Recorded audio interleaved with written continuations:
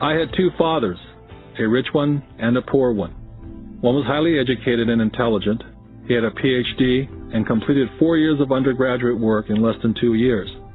The other father never finished the 8th grade. Both men were successful in their careers, working hard all their lives. Both earned substantial incomes, yet one struggled financially all his life. The other would become one of the richest men in Hawaii. One died leaving tens of millions of dollars to his family, charities, and his church. The other left bills to be paid. Both men were strong, charismatic, and influential. Both men offered me advice, but they did not advise the same things. Both men believed strongly in education, but did not recommend the same course of study. If I had had only one dad, I would have had to accept or reject his advice. Having two dads advising me offered me the choice of contrasting points of view, one of a rich man and one of a poor man. Instead of simply accepting or rejecting one or the other, I found myself thinking more, comparing, and then choosing for myself. The problem was, the rich man was not rich yet, and the poor man not yet poor. Both were just starting out on their careers, and both were struggling with money and families. But they had very different points of view about the subject of money. For example, one dad would say, "The love of money is the root of all evil." The other, "The lack of money is the root of all evil." As a young boy, having two strong fathers, both influencing me, was difficult. I wanted to be a good son and listen, but the two fathers did not say the same things. The contrast in their points of view, particularly where money was concerned, was so extreme that I grew curious and intrigued. I began to start thinking for long periods of time about what each was saying. Much of my private time was spent reflecting, asking myself questions such as, "Why does he say that?" and then asking the same question of the other dad's statement. It would have been much easier to simply say, "Yeah, he's right, I agree with that," or to simply reject the point of view by saying, "The old man doesn't know what he's talking about." Instead, having two dads whom I love forced me to think and ultimately choose a way of thinking for myself. As a process, choosing to think for myself turned out to be much more valuable in the long run, rather than simply accepting or rejecting a single point of view. One of the reasons the rich get richer, the poor get poorer, and the middle class struggles in debt is because the subject of money is taught at home, not in school. Most of us learn about money from our parents. So what can a poor parent tell their child about money? They simply say, "Stay in school and study hard." The child may graduate with excellent grades, but with a poor person's financial programming and mindset. It was learned while the child was young. Money is not taught in schools. Schools focus on scholastic and professional skills, but not financial skills.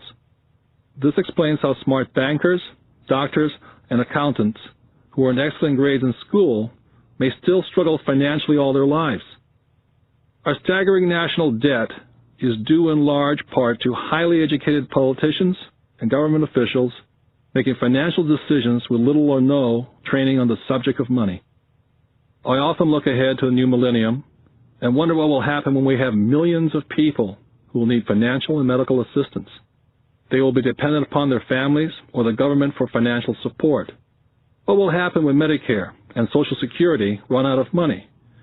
How will a nation survive if teaching children about money continues to be left to parents, most of whom will be, or already are, poor? Because I had two influential fathers, I learned from both of them. I had to think about each dad's advice, and in doing so, I gained valuable insight into the power and effect of one's thoughts on one's life. For example, one dad had a habit of saying, "I can't afford it." The other dad forbade those words to be used. He insisted I say, "How can I afford it?" One is a statement, and the other is a question. One lets you off the hook, and the other forces you to think. My soon-to-be-rich dad would explain that by automatically saying the words, "I can't afford it," your brain stops working. By asking the question, "How can I afford it?" your brain is put to work. He did not mean buy everything you wanted. He was fanatical about exercising your mind. the most powerful computer in the world. My brain gets stronger every day because I exercise it. The stronger it gets, the more money I can make. He believed that automatically saying, "I can't afford it," was a sign of mental laziness. Although both dads worked hard, I noticed that one dad had a habit of putting his brain to sleep when it came to money matters, and the other had a habit of exercising his brain. The long-term result was that one dad grew stronger financially and the other grew weaker. It is not much different from a person who goes to the gym to exercise on a regular basis versus someone who sits on the couch watching television. Proper physical exercise increases your chances for health, and proper mental exercise increases your chances for wealth. Laziness decreases both health and wealth.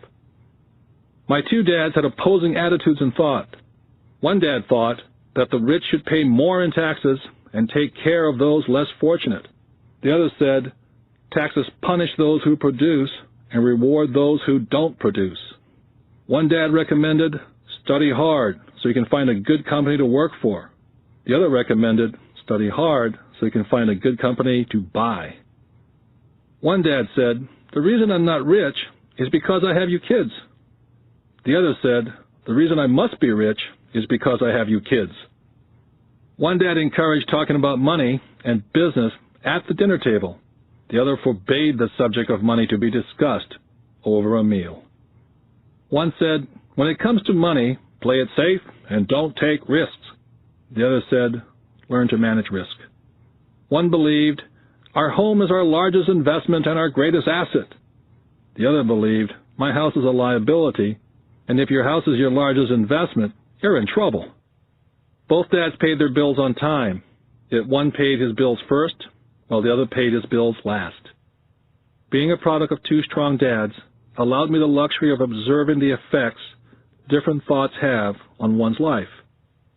I noticed that people really do shape their life through their thoughts. For example, my poor dad always said, I'll never be rich, and that prophecy became reality. My rich dad, on the other hand, always referred to himself as rich. He would say things like, I'm a rich man, and rich people don't do this. Even when he was flat broke, after a major financial setback, he continued to refer to himself as a rich man. He would cover himself by saying, there's a difference between being poor and being broke. Broke is temporary, and poor is eternal. My poor dad would also say, I'm not interested in money, or money doesn't matter. My rich dad always said, money is power. The power of our thoughts may never be measured or appreciated, but it became obvious to me as a young boy to be aware of my thoughts and how I expressed myself. I noticed that my poor dad was poor not because of the amount of money he earned, which was significant, but because of his thoughts and his actions. As a young boy, having two fathers, I became acutely aware of being careful which thoughts I chose to adopt as my own. Whom should I listen to? My rich dad or my poor dad? Although both men had tremendous respect for education and learning, they disagreed in what they thought was important to learn. One wanted me to study hard, earn a degree, and get a good job to work for money. He wanted me to study to become a professional, an attorney, or an accountant, or to go to business school for my MBA. The other encouraged me to study to be rich, to understand how money works, and learn how to have it work for me. I don't work for money, were the words he would repeat over and over. Money works for me. At the age of 9, I decided to listen to and learn from my rich dad about money. In doing so, I chose not to listen to my poor dad, even though he was the one with all the college degrees. Once I made up my mind whom to listen to, my education about money began. My rich dad taught me over a period of 30 years, until I was age 39. He stopped once he realized that I knew and fully understood what he had been trying to drum into my often thick skull. Money is one form of power, but what is more powerful is financial education. Money comes and goes, but if you have the education about how money works, you gain power over it and can begin building wealth. The reason positive thinking alone does not work is because most people went to school and never learned how money works, so they spend their lives working for money. Because I was only 9 years old when I started, the lessons my rich dad taught me were simple. And when it was all said and done, there are only 6 main lessons repeated over 30 years. This book is about those 6 lessons, put as simply as possible as my rich dad put forth those lessons to me. The lessons are not meant to be answers, but guideposts. Guideposts that will assist you and your children to grow wealthier, no matter what happens in a world of increasing change and uncertainty. Dad, can you tell me how to get rich? My dad put down the evening paper. Why do you want to get rich, son? Because today Jimmy's mom drove up in their new Cadillac and they were going to their beach house for the weekend. He took 3 of his friends, but Mike and I weren't invited. They told us we weren't invited because we were poor kids. They did? My dad asked incredulously. Yeah, they did, I replied in a hurt tone. My dad silently shook his head, pushed his glasses up the bridge of his nose, and went back to reading his paper. I stood waiting for an answer. The year was 1956. I was 9 years old. By some twist of fate, I attended the same public school where the rich people sent their kids. We were primarily a sugar plantation town. The managers of the plantation and the other affluent people of the town, such as doctors, business owners, and bankers, sent their children to this school, grades 1 to 6. After grade 6, their children were generally sent off to private schools. Because my family lived on one side of the street, I went to this school. Had I lived on the other side of the street, I would have gone to a different school with kids from families more like mine. After grade 6, these kids and I would go on to the public intermediate and high school. There was no private school for them or for me. My dad finally put down the paper. Well, son, he began slowly, if you want to be rich, you have to learn to make money. How do I make money? I asked. Well, use your head, son, he said, smiling, which really meant, that's all I'm going to tell you, or, I don't know the answer, so don't embarrass me. The next morning, I told my best friend Mike what my dad had said. As best I could tell, Mike and I were the only poor kids in this school. Mike was like me in that he was in this school by a twist of fate. Someone had drawn a jog in a line for the school district, and we wound up in school with the rich kids. So what do we do to make money? Mike asked. I don't know, I said. But do you want to be my partner? He agreed. And so on that Saturday morning, Mike became my first business partner. We spent all morning coming up with ideas on how to make money. Finally, that afternoon, a bolt of lightning came through our heads. It was an idea that Mike had gotten from a science book he'd read. Excitedly, we shook hands, and the partnership now had a business. For the next several weeks, Mike and I ran around our neighborhood, knocking on doors and asking our neighbors if they'd save their toothpaste tubes for us. With puzzled looks, most adults consented with a smile. Some asked us what we were doing, to which we replied, "We can't tell you. It's a business secret." My mom grew distressed as the weeks wore on. We had selected a site next to her washing machine as the place we would stockpile our raw materials. In a brown cardboard box that one time held ketchup bottles, our little pile of used toothpaste tubes began to grow. One day my dad drove up to see 2 9-year-old boys in the driveway with a production line operating at full speed. Fine white powder everywhere. On a long table were small milk cartons from school, and our family's hibachi grill was glowing with red-hot coals at maximum heat. Dad walked up cautiously, having to park the car at the base of the driveway, since the production line blocked the carport. As he got closer, he saw a steel pot sitting on top of the coals, with the toothpaste tubes being melted down. In those days, toothpaste did not come in plastic tubes. The tubes were made of lead. So once the paint was burned off, the tubes were dropped in a small steel pot, melted until they became liquid, and with my mom's pot holders, we were pouring the lead through a small hole in the top of the milk cartons. The milk cartons were filled with plaster of Paris. The white powder everywhere was the plaster before we mixed it with water. The milk cartons were the outer containers for plaster of Paris molds. My dad watched as we carefully poured the molten lead through a small hole in the top of the plaster of Paris cube. "What are you boys doing?" he asked with a cautious smile. "We're doing what you told me to do. We're going to be rich," I said. "Yep," said Mike, grinning and nodding his head. "We're partners." "And what is in those plaster molds?" Dad asked. "Watch," I said. "This should be a good batch."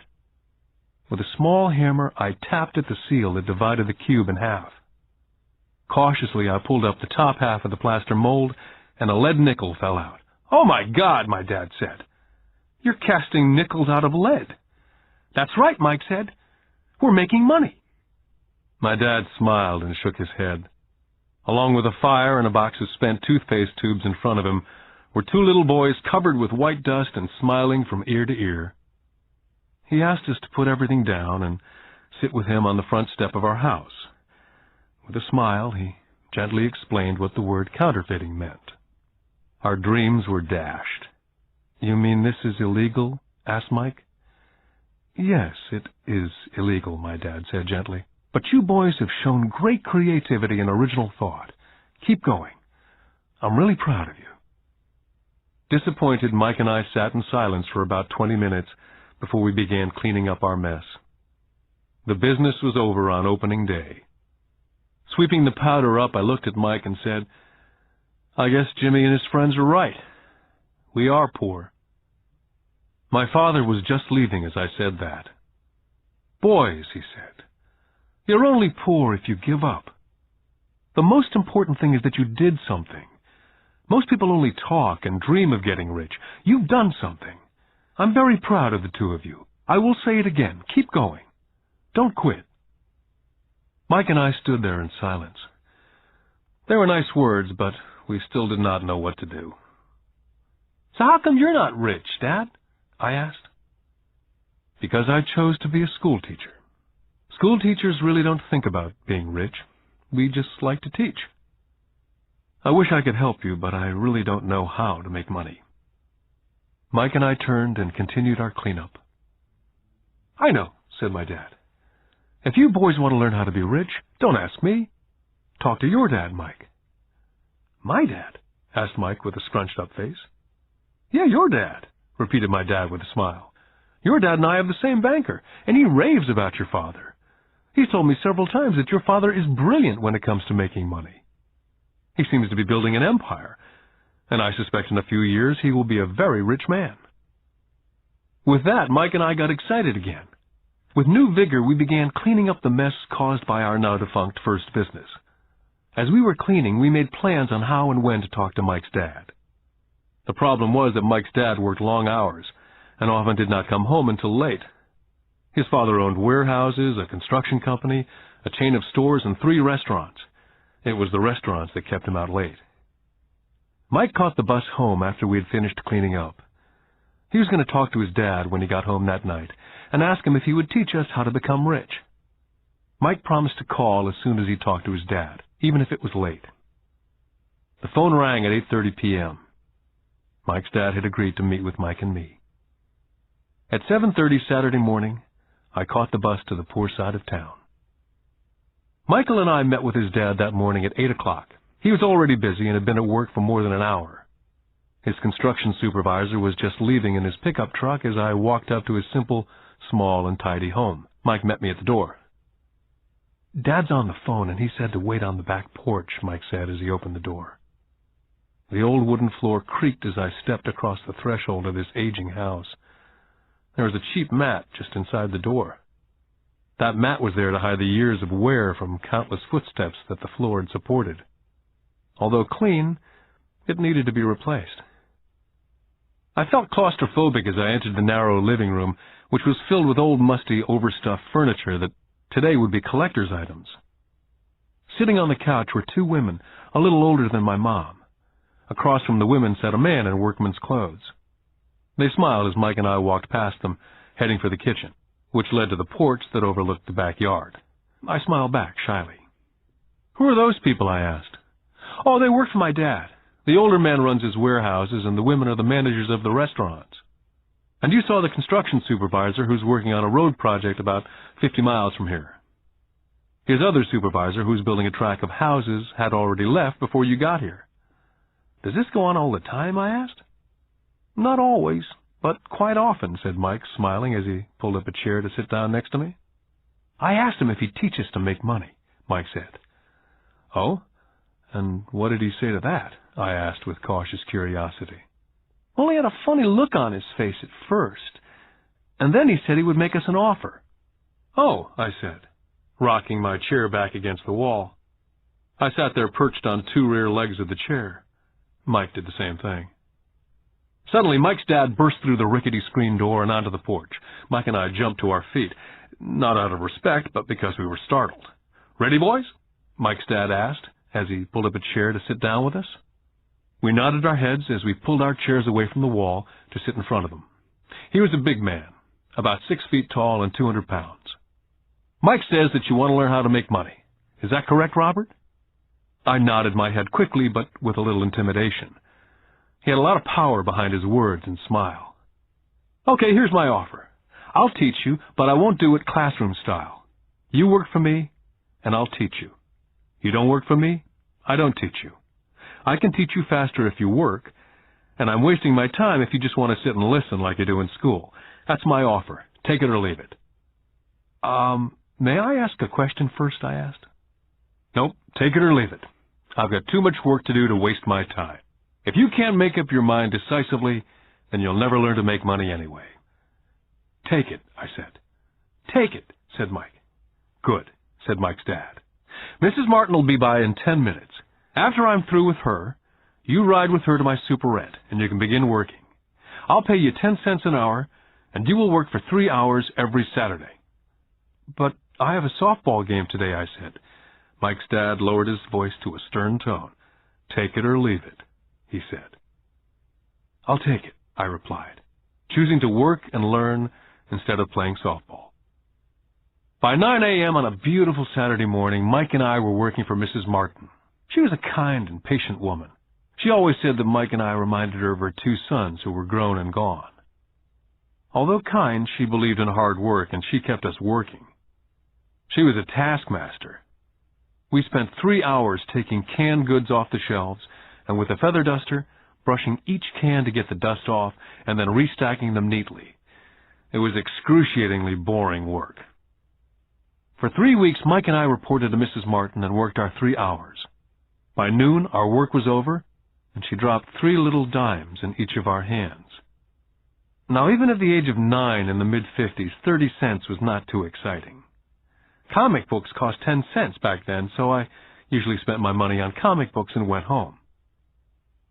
By Wednesday of the 4th week, I was ready to quit. I had agreed to work only because I wanted to learn to make money from Mike's dad. And now I was a slave for 10 cents an hour. On top of that, I had not seen Mike's dad since that first Saturday. I'm quitting, I told Mike at lunchtime. The school lunch was miserable. School was boring, and now I didn't even have my Saturdays to look forward to. But it was the 30 cents that really got to me. Mike smiled. Dad said this would happen. He said to meet with him when you were ready to quit. What? I said indignantly. He's been waiting for me to get fed up? Sort of, Mike said. Dad's kind of different. He teaches differently from your dad. Your mom and dad lecture a lot. My dad is quiet and a man of few words. You just wait till this Saturday. I'll tell him you're ready. You mean I've been set up? No, not really, but maybe. Dad will explain on Saturday. I was ready to face him, and I was prepared. Even my real dad was angry with him. My real dad, the one I call the poor one, thought that my rich dad was violating child labor laws and should be investigated. My educated dad told me to demand what I deserve, at least 25 cents an hour. My poor dad told me that if I didn't get a raise, I was to quit immediately. At 8 o'clock Saturday morning, I was going through the same rickety door of Mike's house. Take a seat and wait in line, Mike's dad said as I entered. He turned and disappeared into his little office next to a bedroom. I looked around the room and didn't see Mike anywhere. Feeling awkward, I cautiously sat down next to the same 2 women who were there 4 weeks earlier. They smiled and slid across the couch to make room for me. 45 minutes went by and I was steaming. The 2 women had met with him and left 30 minutes earlier. An older gentleman was in there for 20 minutes and was also gone. The house was empty, and I sat out in his musty, dark living room on a beautiful, sunny Hawaiian day, waiting to talk to a cheapskate who exploited children. I could hear him rustling around in the office, talking on the phone and ignoring me. I was now ready to walk out, but for some reason I stayed. Finally, 15 minutes later, at exactly 9 o'clock, Rich Dad walked out of his office, said nothing, and signaled with his hand for me to enter his dingy office. "I understand you want a raise or you're going to quit," Rich Dad said as he swiveled in his office chair. "Well, you're not keeping your end of the bargain," I blurted out, nearly in tears. It was really frightening for a 9-year-old boy to confront a grown-up. "You said that you'd teach me if I worked for you." "Well, I've worked for you. I've worked hard. I've given up my baseball games to work for you, and you don't keep your word. You haven't taught me anything. You're a crook like everyone in town thinks you are. You're greedy. You want all the money and don't take care of your employees. You make me wait and don't show me any respect. I'm only a little boy, and I deserve to be treated better." Rich Dad rocked back in his swivel chair, hands up to his chin, somewhat staring at me. "Not bad," he said. "In less than a month you sound like most of my employees." "What?" I asked. Not understanding what he was saying, I continued with my grievance. "I thought you were going to keep up your end of the bargain and teach me. Instead, you want to torture me. That's cruel. That's really cruel." "I am teaching you," Rich Dad said quietly. "What have you taught me?" "Nothing," I said angrily. "You haven't even talked to me once since I agreed to work for peanuts. 10 cents an hour, huh? I should notify the government about you. We have child labor laws, you know. My dad works for the government, you know." "Wow," said Rich Dad. "Now you sound like most of the people who used to work for me. People I've either fired or they've quit." "So what do you have to say?" I demanded, feeling pretty brave for a little kid. "How do you know that I've not taught you anything?" asked Rich Dad calmly. "Well, you've never talked to me. I've worked for 3 weeks, and you've not taught me anything," I said with a pout. "Does teaching mean talking or a lecture?" Rich Dad asked. "Well, yes," I replied. "That's how they teach you in school," he said, smiling. "But that is not how life teaches you. And I would say that life is the best teacher of all. Most of the time, life does not talk to you, just sort of pushes you around. Each push is life saying, 'Wake up. There's something I want you to learn.'" I had no idea what he was talking about. Life pushes all of us around. Some give up, others fight. A few learn the lesson and move on. They welcome life pushing them around. To these few people, it means they need and want to learn something. They learn and move on. Most quit, and a few like you fight. Rich Dad stood and shut the creaky old wooden window that needed repair. "If you learn this lesson, you will grow into a wise, wealthy, and happy young man. If you don't, you will spend your life blaming a job, low pay, or your boss for your problems. You'll live life hoping for that big break that'll solve all your money problems." Rich Dad looked over to me to see if I was still listening. His eyes met mine. We stared at each other, streams of communication going between us through our eyes. Finally, I pulled away once I had absorbed his last message. I knew he was right. I was blaming him, and I did ask to learn. I was fighting. Rich Dad continued, "Or if you're the kind of person who has no guts, you just give up every time life pushes you. If you're that kind of person, you'll live all your life playing it safe, doing the right things, saving yourself for some event that never happens. Then you die a boring old man. You'll have lots of friends who'll really like you because you were such a nice, hard-working guy. You spent a life playing it safe, doing the right things. But the truth is, you let life push you into submission. Deep down, you were terrified of taking risks. You really wanted to win, but the fear of losing was greater than the excitement of winning. Deep inside, you and only you will know that you didn't go for it. You chose to play it safe." Our eyes met again. For 10 seconds, we looked at each other, only pulling away once the message was received. "You've been pushing me around?" I asked. "Some people might say that," smiled Rich Dad. "I would say that I just gave you a taste of life." "What taste of life?" I asked, still angry, but not curious. You boys are the first people that have ever asked me to teach them how to make money. I have more than 150 employees, and not one of them has asked me what I know about money. They ask me for a job and a paycheck, but never to teach them about money. So most will spend the best years of their lives working for money, not really understanding what it is they're working for. I sat there listening intently. So when Mike told me about you wanting to learn how to make money, I decided to design a course that was close to real life.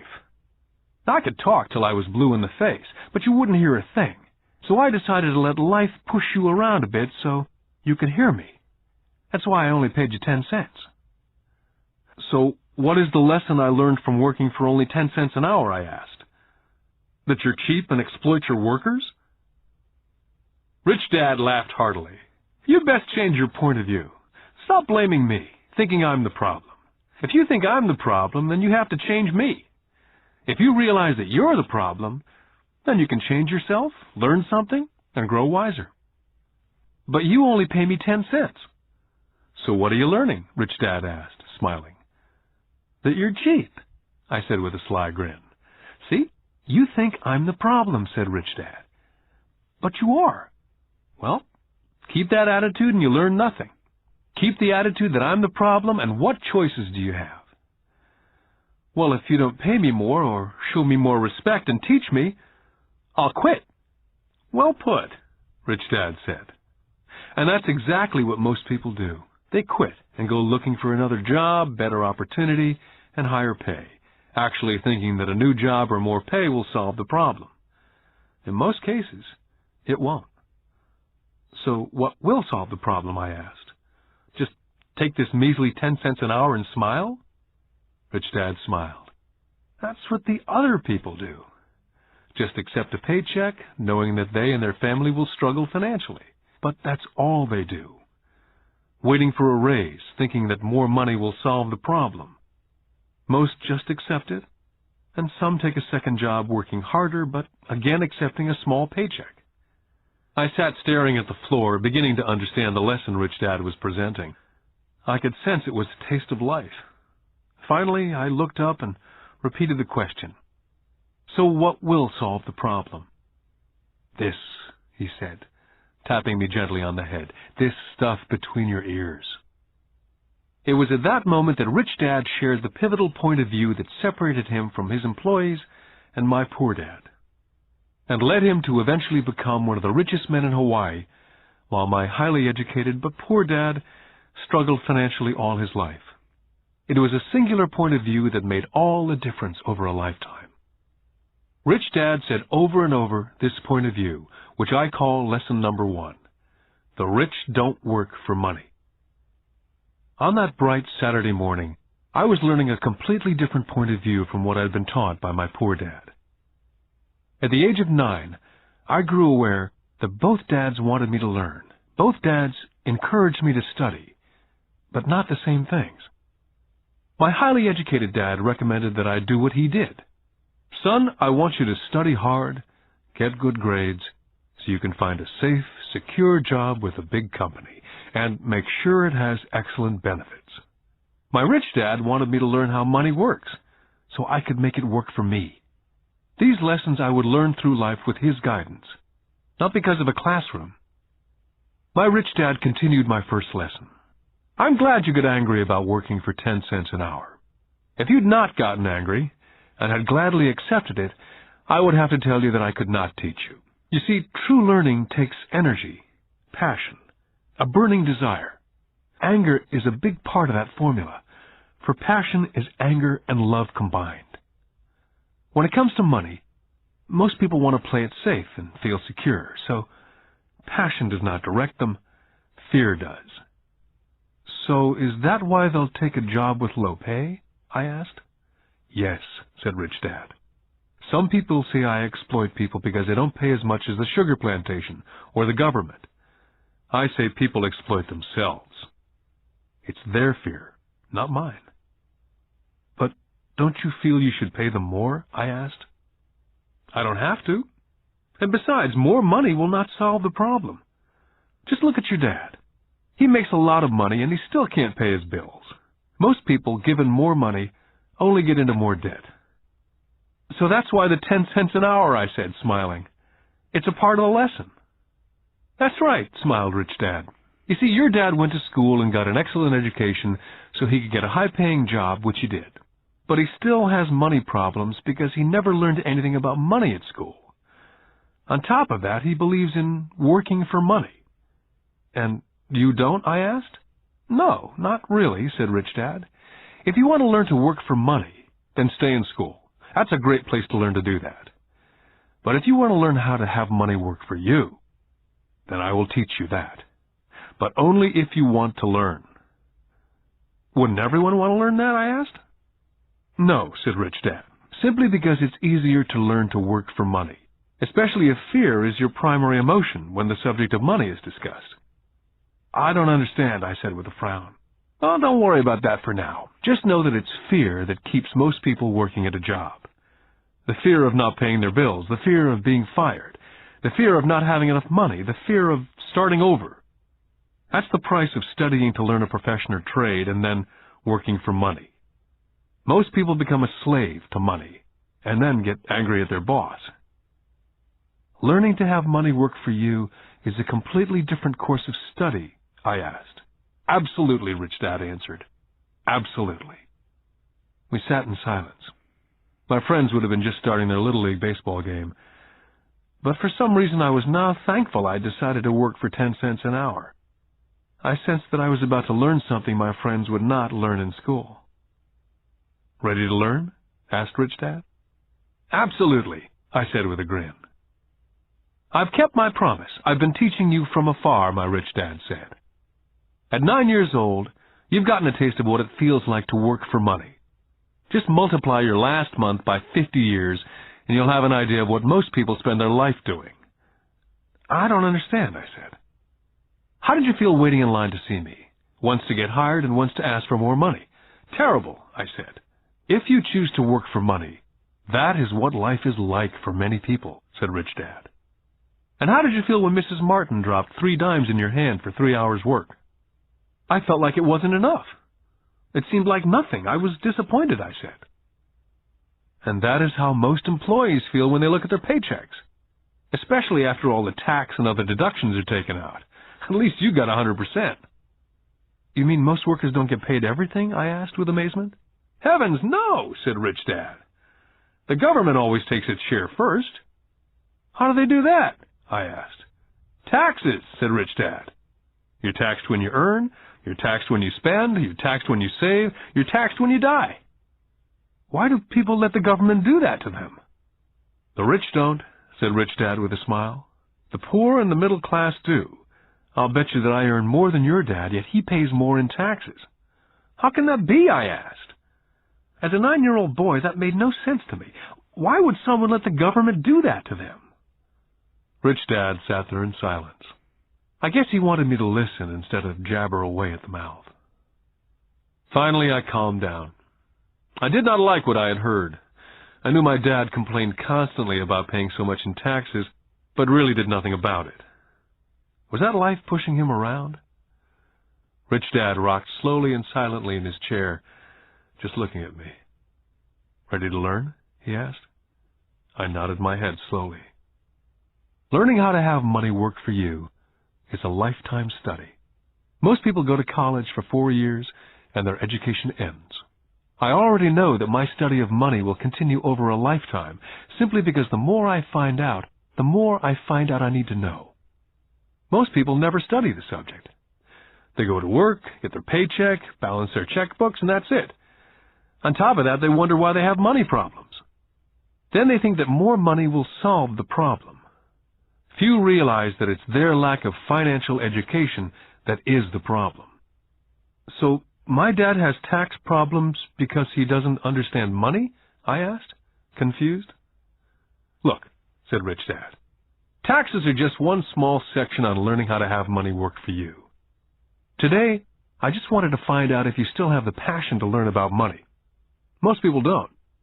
They want to go to school, learn a profession, have fun at their work, and earn lots of money. One day they wake up with big money problems, and then they can't stop working. That's the price of only knowing how to work for money, instead of studying how to have money work for you. So, do you still have the passion to learn? Asked Rich Dad. I nodded my head. Good, said Rich Dad. Now get back to work. This time I will pay you nothing. What? I asked in amazement. You heard me. Nothing. You'll work the same 3 hours every Saturday, but this time you will not be paid 10 cents an hour. You said you wanted to learn to not work for money, so I'm not going to pay you anything. I couldn't believe what I was hearing. I've already had this conversation with Mike.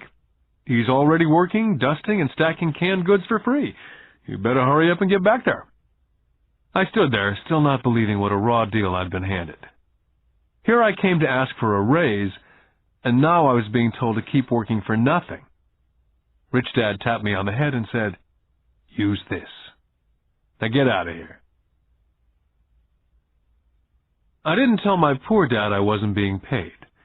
He would not have understood, and I did not want to try to explain something that I did not yet understand myself. For 3 more weeks, Mike and I worked for 3 hours every Saturday for nothing. The work didn't bother me, and the routine got easier. It was the missed baseball games and not being able to afford to buy a few comic books that got to me. Rich Dad stopped by at noon on the 3rd week. We heard his truck pull up in the parking lot and sputter when the engine was turned off. He entered the store and greeted Mrs. Martin with a hug. After finding out how things were going in the store, he reached into the ice cream freezer, pulled out 2 bars, paid for them, and signaled to Mike and me, "Let's go for a walk, boys." We crossed the street, dodging a few cars, and walked across a large grassy field where a few adults were playing softball. Sitting down at a remote picnic table, he handed Mike and me the ice cream bars. "How's it going, boys?" "Okay," Mike said. I nodded in agreement. "Learn anything yet?" Rich Dad asked. Mike and I looked at each other, shrugged our shoulders, and shook our heads in unison. "Well, you boys had better start thinking. You're staring at one of life's biggest lessons.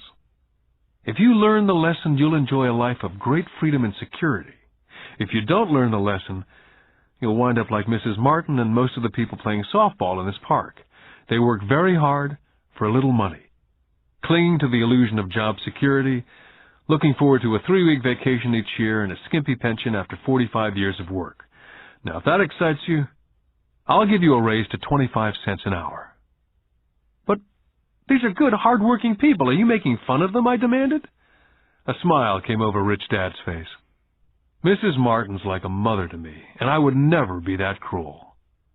I may sound cruel because I'm doing my best to point something out to the two of you. I want to expand your point of view so you can see something most people never have the benefit of seeing because their vision is too narrow. Most people never see the trap they're in." Mike and I sat there uncertain of his message.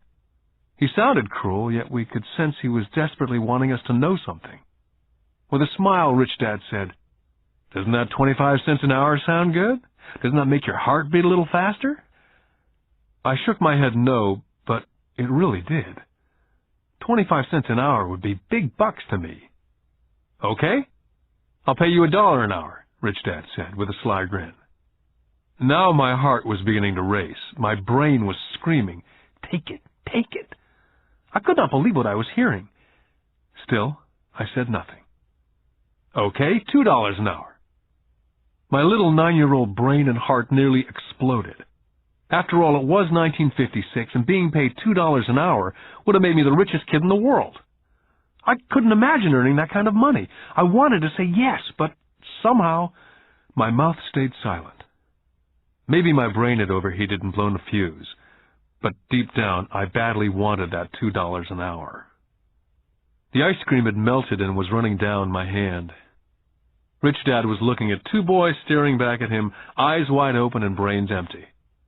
He knew that he was testing us, and he knew there was part of our emotions that wanted to take the deal. "Okay," he said, $5 an hour. Suddenly there was a silence from inside me. Something had changed. The offer was too big and had gotten ridiculous. Not too many grown-ups in 1956 made more than $5 an hour. The temptation disappeared and a calm set in. Slowly I turned to my left to look at Mike. He looked back at me. The part of my soul that was weak and needy was silenced. The part of me that had no price took over. There was a calm and a certainty about money that entered my brain and my soul. I knew Mike had gotten to that point also. "Good," Rich Dad said softly. "Most people have a price. And they have a price because of human emotions named fear and greed. First, the fear of being without money motivates us to work hard. And then once we get that paycheck, greed or desire starts us thinking about all the wonderful things money can buy. The pattern is then set." "What pattern?" I asked. "The pattern of get up, go to work, pay bills, get up, go to work, pay bills." Their lives are then run forever by two emotions, fear and greed. Offer them more money, and they continue the cycle by also increasing their spending. This is what I call the rat race. "There is another way?" Mike asked. "Yes," said Rich Dad slowly, "but only a few people find it." "And what is that way?" Mike asked. "That's what I hope you boys will find out as you work and study with me. That is why I took away all forms of pay." "Any hints?" Mike asked. "We're kind of tired of working hard, especially for nothing."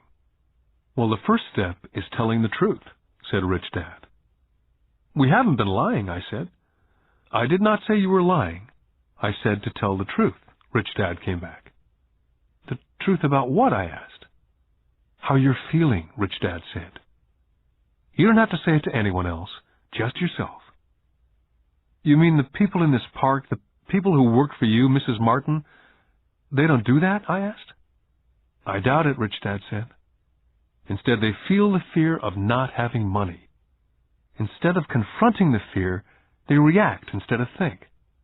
They react emotionally instead of using their heads," Rich Dad said, tapping us on our heads. "Then they get a few bucks in their hands, and again the emotion of joy and desire and greed take over. And again they react instead of think." "So their emotions do their thinking," Mike said. "That's correct," said Rich Dad. "Money is running their lives, and they refuse to tell the truth about that. Money is in control of their emotions, and hence their souls." Rich Dad sat quietly, letting his words sink in. Realizing we had absorbed as much as possible of what he was talking about, Rich Dad said, "I want you boys to avoid that trap. That is really what I want to teach you. Not just to be rich, because being rich does not solve the problem." "It doesn't?" I asked, surprised. "No, it doesn't. Let me finish with the other emotion, which is desire. Some call it greed, but I prefer desire. It's perfectly normal to desire something better, prettier, more fun or exciting. So people also work for money because of desire. They desire money for the joy they think it can buy.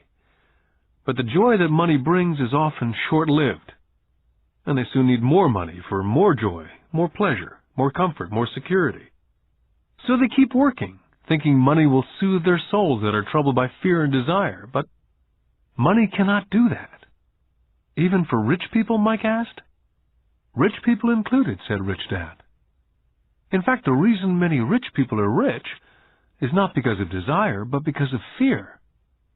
They actually think that money can eliminate that fear of not having money, of being poor. So they amass tons of it only to find out that the fear gets worse. They now fear losing it. I have friends who keep on working even though they have plenty. I know people who have millions who are more afraid now than when they were poor. They're terrified of losing all their money. I want to teach you to master the power of money, not be afraid of it. And they don't teach that in school.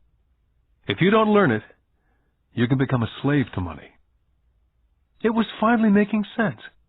He did want us to widen our views, to see what Mrs. Martin could not see, his employees could not see, or my dad for that matter.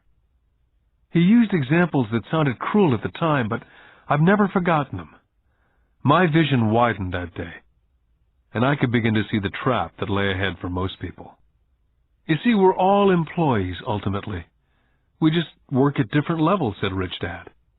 I just want you boys to have a chance to avoid the trap.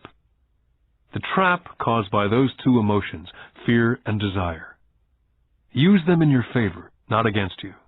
That's what I want to teach you. I'm not interested in just teaching you to make a pile of money. That won't handle the fear or desire.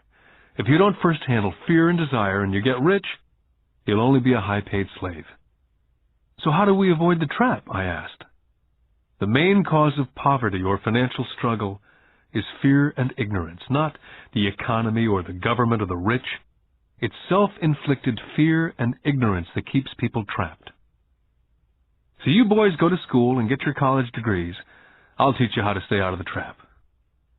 The pieces of the puzzle were appearing.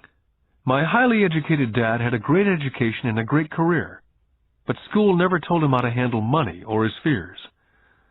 It became clear that I could learn different and important things from two fathers.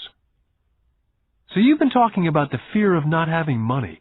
How does the desire of money affect our thinking? Mike asked. How did you feel when I tempted you with a pay raise? Did you notice your desires rising? We nodded our heads. By not giving into your emotions, you were able to delay your reactions and think. That's most important. We will always have emotions of fear and greed. From here on in, it's most important for you to use those emotions to your advantage and for the long term, and not simply let your emotions run you by controlling your thinking. Most people use fear and greed against themselves. That's the start of ignorance. Most people live their lives chasing paychecks, pay raises, and job security because of the emotions of desire and fear, not really questioning where those emotion-driven thoughts are leading them. It's just like the picture of a donkey dragging a cart with its owner dangling a carrot just in front of the donkey's nose. The donkey's owner may be going where he wants to go, but the donkey is chasing an illusion. Tomorrow there will only be another carrot for the donkey. You mean the moment I began to picture a new baseball glove, candy, or toys that's like a carrot to a donkey, Mike asked? Yeah. And as you get older, your toys get more expensive. New car, boat, and a big house to impress your friends, said Rich Dad with a smile. Fear pushes you out the door, and desire calls to you, enticing you toward the rocks. That's the trap. So what's the answer? Mike asked. What intensifies fear and desire is ignorance. That's why rich people with lots of money often have more fear the richer they get. Money is the carrot, the illusion.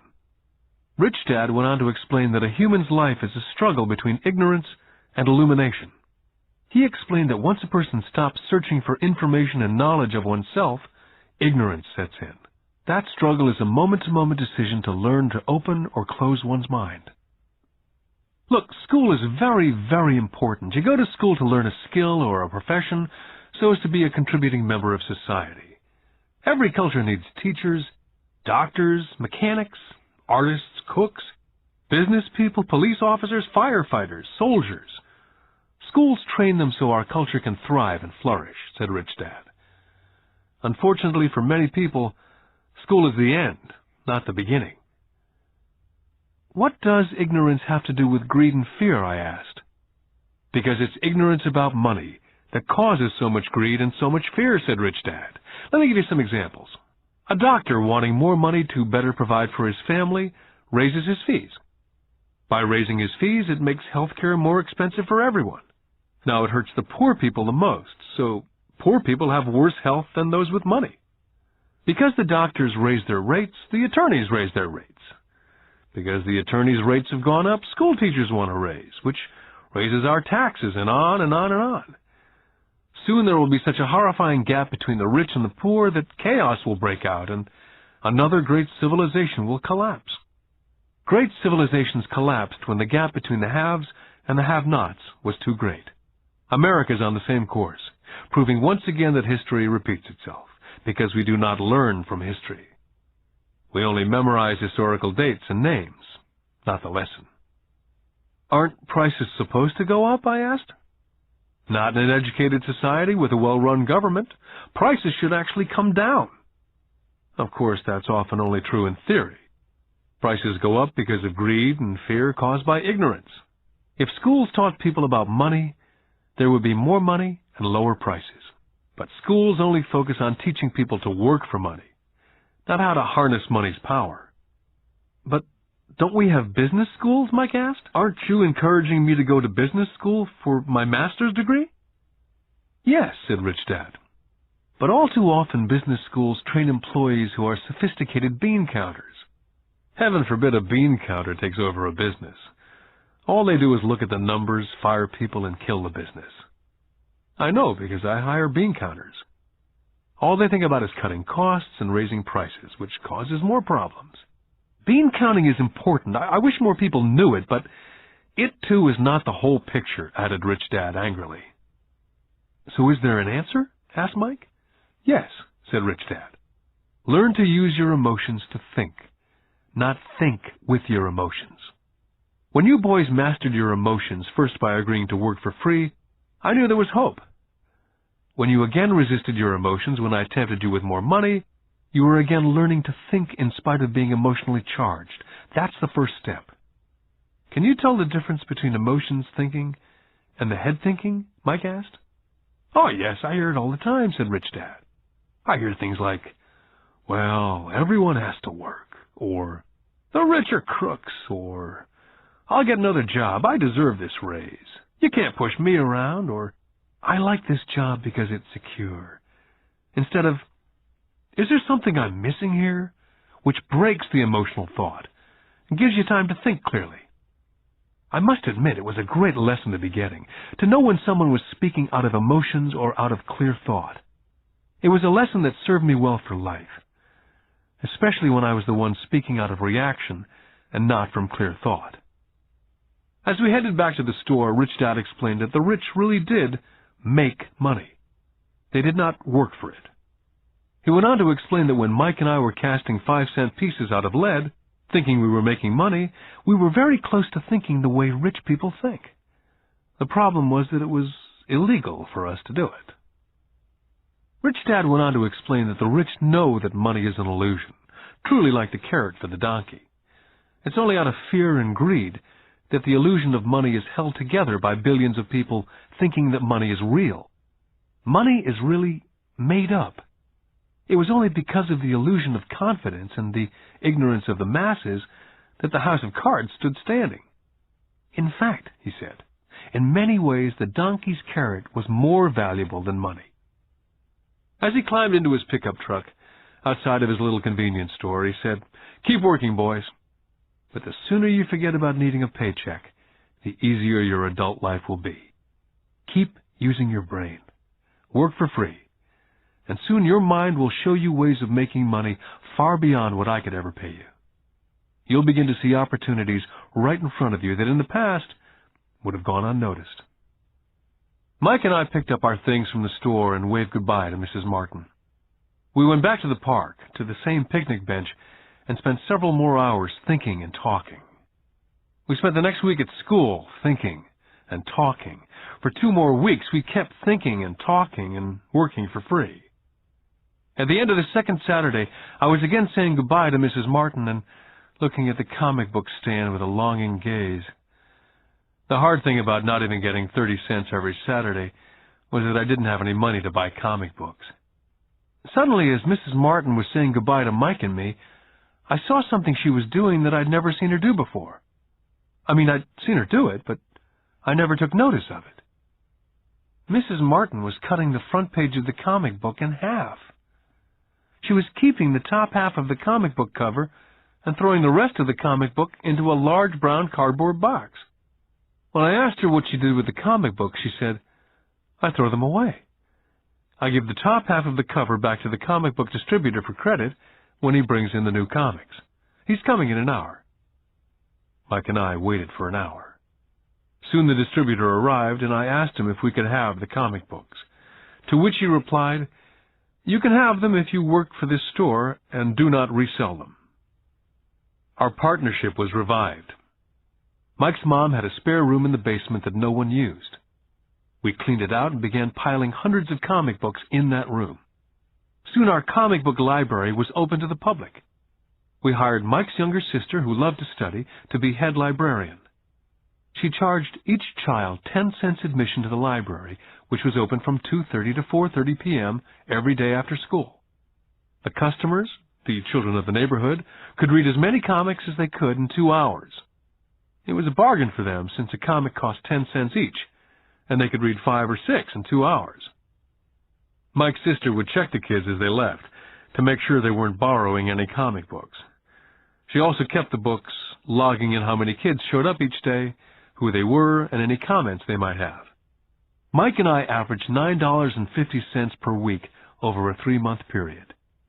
We paid his sister $1 a week and allowed her to read the comics for free, which she rarely did since she was always studying.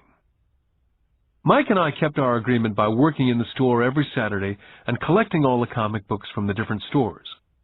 We kept our agreement to the distributor by not selling any comic books. We burned them once they got too tattered. We tried opening a branch office, but we could never quite find someone as dedicated as Mike's sister we could trust. At an early age, we found out how hard it was to find good staff. 3 months after the library first opened, a fight broke out in the room. Some bullies from another neighborhood pushed their way in and started it. Mike's dad suggested we shut down the business. So our comic book business was shut down and we stopped working on Saturdays at the convenience store. Anyway, Rich Dad was excited because he had new things he wanted to teach us. He was happy because we'd learned our first lesson so well. We'd learned to have money work for us. By not getting paid for our work at the store, we were forced to use our imaginations to identify an opportunity to make money. By starting our own business, the comic book library, we were in control of our own finances, not dependent on an employer. The best part was that our business generated money for us, even when we weren't physically there. Our money worked for us. Instead of paying us money, Rich Dad had given us so much more. Lesson 2. Why Teach Financial Literacy? In 1990, my best friend Mike took over his father's empire and is in fact doing a better job than his dad did. We see each other once or twice a year on the golf course. He and his wife are wealthier than you could imagine. Rich Dad's empire is in great hands, and Mike is now grooming his son to take his place, as his dad groomed us. In 1994, I retired at the age of 47, and my wife Kim was 37. Retirement does not mean not working. To my wife and me, it means that, barring unforeseen cataclysmic changes, we can work or not work, and our wealth grows automatically, staying way ahead of inflation. I guess it means freedom. The assets are large enough to grow by themselves. It's like planting a tree. You water it for years, and then one day it doesn't need you anymore. Its roots have gone down deep enough. Then the tree provides shade for your enjoyment. Mike chose to run the empire, and I chose to retire. Whenever I speak to groups of people, they often ask what I would recommend, or what could they do? How do they get started? Is there a good book I'd recommend? What is the secret to success? I simply say to them what my rich dad said back to me when I was a little kid. If you want to be rich, you need to be financially literate. That idea was drummed into my head every time we were together. As I said, my educated dad stressed the importance of reading books, while my rich dad stressed the need to master financial literacy. If you're going to build the Empire State Building, the first thing you need to do is dig a deep hole and pour a strong foundation. If you're going to build a home in the suburbs, all you need to do is pour a 6-inch slab of concrete. Most people, in their drive to get rich, are trying to build an Empire State Building on a 6-inch slab. Our school system, having been created in the agrarian age, believes in homes with no foundation dirt floors are still the rage. So kids graduate from school with virtually no financial foundation. One day, sleepless and deep in debt in suburbia, living the American dream, they decide that the answer to their financial problems is to find a way to get rich quick. Construction on the skyscraper begins. It goes up quickly, and soon, instead of the Empire State Building, we have the Leaning Tower of suburbia. The sleepless nights return. As for Mike and me in our adult years, both of our choices were possible, because we were taught to pour a strong financial foundation when we were just kids. Now, accounting is possibly the most boring subject in the world. It also could be the most confusing. But if you want to be rich, long-term, It could be the most important subject. The question is, how do you take a boring and confusing subject and teach it to kids? The answer is, make it simple. My rich dad poured a strong financial foundation for Mike and me. Since we were just kids, he created a simple way to teach us. For years, he only drew pictures and used words. Mike and I understood the simple drawings, the jargon, the movement of money. And then in later years, Rich Dad began adding numbers. Most importantly, you must know the difference between an asset and a liability, and buy assets. If you want to be rich, this is all you need to know. It is rule number 1. It is the only rule. This may sound absurdly simple, but most people have no idea how profound this rule is. Most people struggle financially because they do not know the difference between an asset and a liability. Rich people acquire assets. The poor and middle class acquire liabilities, but they think they are assets. When Rich Dad explained this to Mike and me, we thought he was kidding. Here we were nearly teenagers and waiting for the secret to get rich, and this was his answer. It was so simple that we had to stop for a long time to think about it. If it's that simple, how come everyone's not rich? I asked. Rich Dad smiled, because people do not know the difference between an asset and a liability. I remember asking, how could adults be so silly? If it's that simple, if it's that important, why would everyone not want to find out? It took our Rich Dad only a few minutes to explain what assets and liabilities were. To teach preteen boys, Rich Dad kept everything simple, using as many pictures as possible, as few words as possible, and no numbers for years. My Rich Dad simply drew a vertical box with a line through the middle. The top half was for income, and the bottom half was for expenses.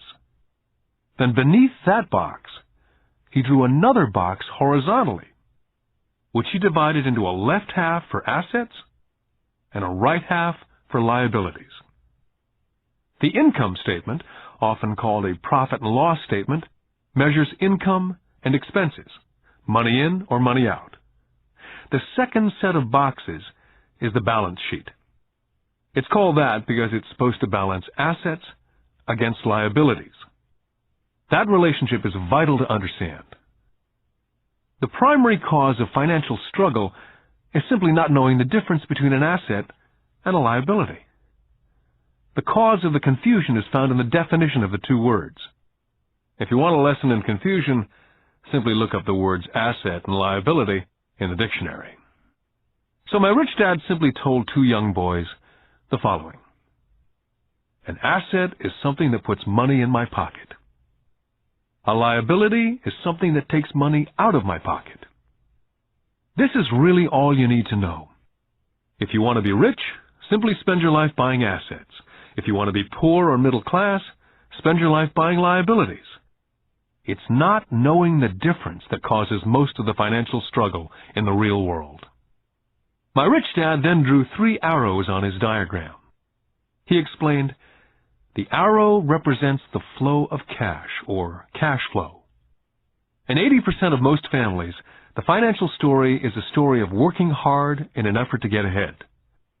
It's not because they don't make money, but because they spend their lives buying liabilities instead of assets. The first arrow showed the cash flow pattern of a poor person or a young person still at home.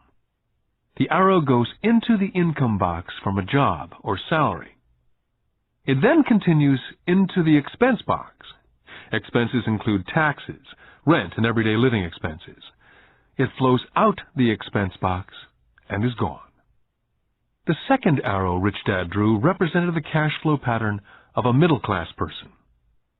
The arrow flows from a job into the income box. It then flows into the liabilities box. Most middle-class people acquire many liabilities, such as a mortgage, a car loan, and credit card debt. From the liabilities box, it flows to the expense box, where the monthly payments are made for the liabilities, as well as taxes and living expenses. From there, it flows out the expense box and is gone. The third arrow is the pattern of a wealthy person. This arrow simply flows from the asset box into the income box. The cash flow is not generated by a job or salary, but by assets. Remember, assets are things that put money in your pocket. Additionally, the rich have few expenses and liabilities, or if they do, those liabilities are more than covered by their assets.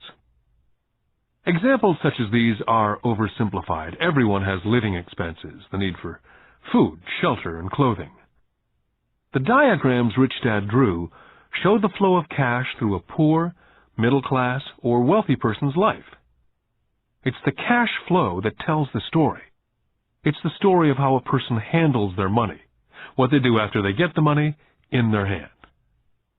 I cringe whenever I hear people ask me how to get rich quicker. Or how do they start? I often hear, I'm in debt, so I need to make more money. But more money will often not solve the problem. In fact, it may actually accelerate the problem. Money often makes obvious our tragic human flaws. Money often puts a spotlight on what we do not know. That's why, all too often, a person who comes into a sudden windfall of cash, let's say an inheritance, a pay raise, or lottery winnings, soon returns to the same financial mess, if not worse than the mess they were in before they received the money. Money only accentuates the cash flow pattern running in your head. If your pattern is to spend everything you get, most likely an increase in cash will just result in an increase in spending. Thus the saying, a fool and his money is one big party.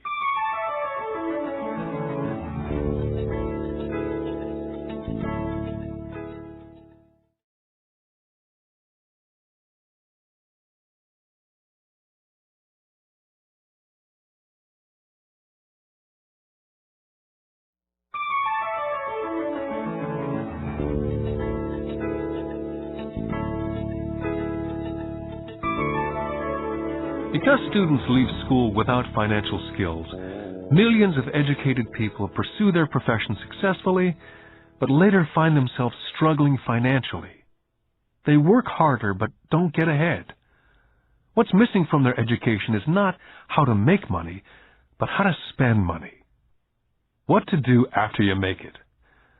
It's called financial aptitude. What to do with the money once you make it, how to keep people from taking it from you, how long you keep it, and how hard that money works for you. Most people cannot tell why they struggle financially because they don't understand cash flow. A person can be highly educated, professionally successful, and financially illiterate. These people often work harder than they need to because they learned how to work hard, but not how to have their money work for them. The moving picture show of hard-working people has a set pattern. Recently married, the happy, highly educated young couple move in together in one of their cramped rented apartments.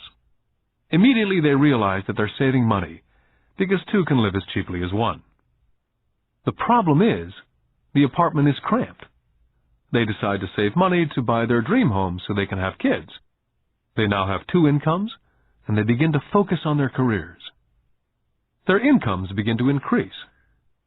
As their incomes go up, their expenses go up as well, so there is little or no money to flow into the asset box. This means the only income they get comes from their jobs. The number one expense for most people is taxes. Many people think it's income tax, but for most Americans, their highest tax is Social Security. As an employee, it appears as if the Social Security tax, combined with the Medicare tax rate, is roughly 7.5%. But it's really 15%, since the employer must match the Social Security amount. In essence, it is money the employer cannot pay you. On top of that, you still have to pay income tax on the amount deducted from your wages for Social Security tax. Income you never receive because it went directly to Social Security through withholding. Then their liabilities go up. This is best demonstrated by going back to the young couple. As a result of their incomes going up, they decide to go out and buy the house of their dreams. Once in their house, they have a new tax, called property tax. Then they buy a new car, new furniture, and new appliances to match their new house. All of a sudden, they wake up, and their liabilities column is full of mortgage debt and credit card debt. They're now trapped in the rat race. A child comes along. They work harder. The process repeats itself. More money and higher taxes, also called bracket creep. A credit card comes in the mail. They use it. It maxes out. A loan company calls and says their greatest asset, their home, has appreciated in value. The company offers a bill consolidation loan because their credit is so good and tells them the intelligent thing to do is clear off the high-interest consumer debt by paying off their credit card. And besides, interest on their home is a tax deduction. They go for it and pay off those high-interest credit cards. They breathe a sigh of relief. Their credit cards are paid off. They've now folded their consumer debt into their home mortgage. Their payments go down because they extend their debt over 30 years. It is the smart thing to do. Their neighbor calls to invite them to go shopping. The Memorial Day sale is on. A chance to save some money. They say to themselves, I won't buy anything, I'll just go look. But just in case they find something, they tuck that clean credit card inside their wallet. I run into this young couple all the time. Their names change, but their financial dilemma is the same. They come to one of my talks to hear what I have to say. They ask me, can you tell us how to make more money? Their spending habits have caused them to seek more income. They don't even know that the trouble is really how they choose to spend the money they do have. And that is the real cause of their financial struggle. It's caused by financial illiteracy and not understanding the difference between an asset and a liability. More money seldom solves someone's money problems. Intelligence solves problems. There's a saying a friend of mine says over and over to people in debt. If you find yourself in a hole, stop digging. The poor and middle class all too often allow the power of money to control them. By simply getting up and working harder, failing to ask themselves if what they do makes sense, they shoot themselves in the foot as they leave for work every morning. By not fully understanding money, the vast majority of people allow the awesome power of money to control them. The power of money is used against them. By the time Mike and I were 16 years old, we began to have problems in school. We were not bad kids. We just began to separate from the crowd. We worked for Mike's dad after school and on the weekends. Mike and I often spent hours after work just sitting at a table with his dad while he held meetings with his bankers, attorneys, accountants, brokers, investors, managers, and employees. We learned more sitting at his meetings than we did in all our years of school, college included. Mike's dad was not school educated, but he was financially educated and successful as a result. He used to tell us over and over again, an intelligent person hires people who are more intelligent than they are. So Mike and I had the benefit of spending hours listening to, and in the process learning from, intelligent people. But because of this, both Mike and I just could not go along with the standard dogma that our teachers preached. Occasionally, Mike or I would ask our teachers how what we studied was applicable, or we asked why we never studied money and how it worked. To the latter question, we often got the answer that money was not important, that if we excelled in our education, the money would follow. The more we knew about the power of money, the more distant we grew from the teachers and our classmates. My highly educated dad never pressured me about my grades. I often wondered why, but we did begin to argue about money. By the time I was 16, I probably had a far better foundation with money than both my mom and dad. I could keep books. I listened to tax accountants, corporate attorneys, bankers, real estate brokers, investors, and so forth. My dad talked to teachers. One day, my dad was telling me why our home was his greatest investment. A not too pleasant argument took place when I showed him why I thought a house was not a good investment. The argument illustrated the difference in perception between my rich dad and my poor dad when it came to their homes. Poor dad thought his house was an asset, and listed it in the asset box. And the rich dad thought it was a liability and put his home in the liability box. I remember when I drew a diagram for my dad showing him the direction of cash flow. I also showed him the ancillary expenses that went along with owning the home. A bigger home meant bigger expenses, and the cash flow kept going out through the expense column. Today I am still challenged on the idea of a house not being an asset. And I know that for many people, it's their dream as well as their largest investment. And owning your own home is better than nothing. I simply offer an alternate way of looking at this popular dogma. My wife and I would love a bigger, more flashy house to impress the Joneses, but we know it is not an asset. It's a liability since it takes money out of our pocket. So here's the argument I put forth. I really do not expect most people to agree with it because a nice home is an emotional thing. And when it comes to money, high emotions tend to lower financial intelligence. When it comes to houses, I point out that most people work all their lives paying for a home they never own. In other words, most people buy a new house every so many years, each time incurring a new 30-year loan to pay off the previous one. Even though people receive a tax deduction for interest on mortgage payments, they pay for all their other expenses with after-tax dollars, even after they pay off their mortgage. Then there are property taxes. My wife's parents were shocked when the property taxes on their home went to $1,000 a month. This was after they'd retired, so the increase put a strain on their retirement budget, and they felt forced to move. Also, houses do not always go up in value. I still had friends who owe $1 million for a home that will today sell for only $700,000. Finally, the greatest losses of all are those from missed opportunities. If all your money is tied up in your house, you may be forced to work harder because your money continues blowing out of the expense column instead of adding to the asset column. The classic middle-class cash flow pattern. If a young couple would put more money into their asset column early on, their later years would get easier, especially as they prepared to send their children to college. Their assets would have grown and would be available to help cover expenses.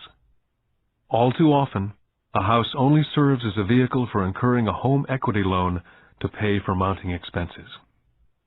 In summary, the end result in making a decision to own a house that is too expensive in lieu of starting an investment portfolio early on impacts an individual in at least the following 3 ways. Number 1, loss of time, during which other assets could have grown in value. Number 2, loss of additional capital, which could have been invested instead of paying for high-maintenance expenses related directly to the home. Number 3, loss of education. Too often people count their house, savings, and retirement plan as all they have in their asset column. Because they have no money to invest, they simply do not invest. This costs them investment experience.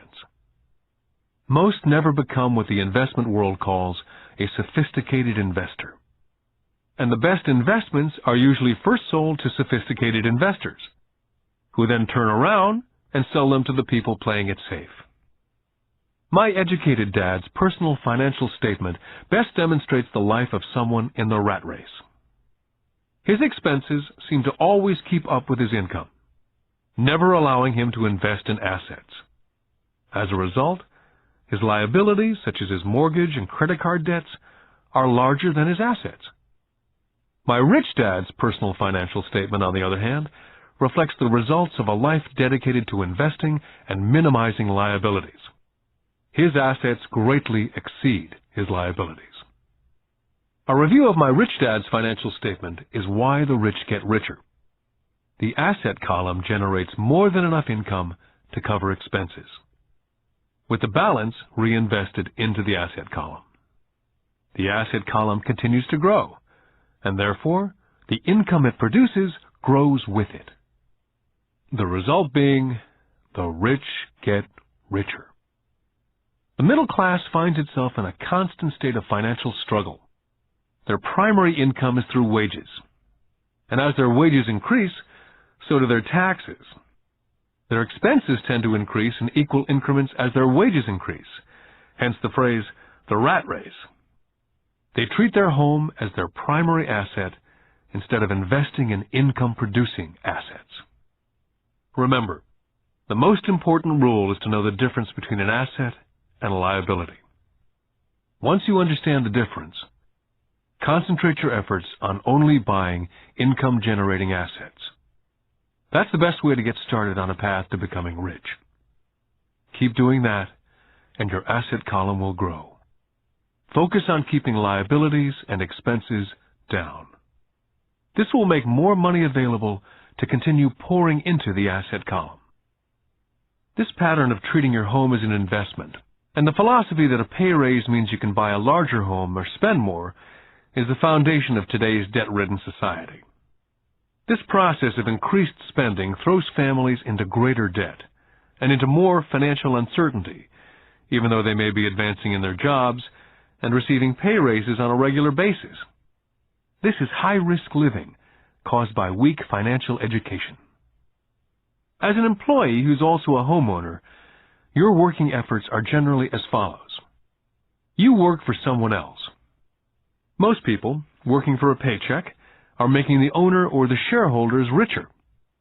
Your efforts and success will help provide for the owner's success and retirement. Next, you work for the government. The government takes its share from your paycheck before you even see it.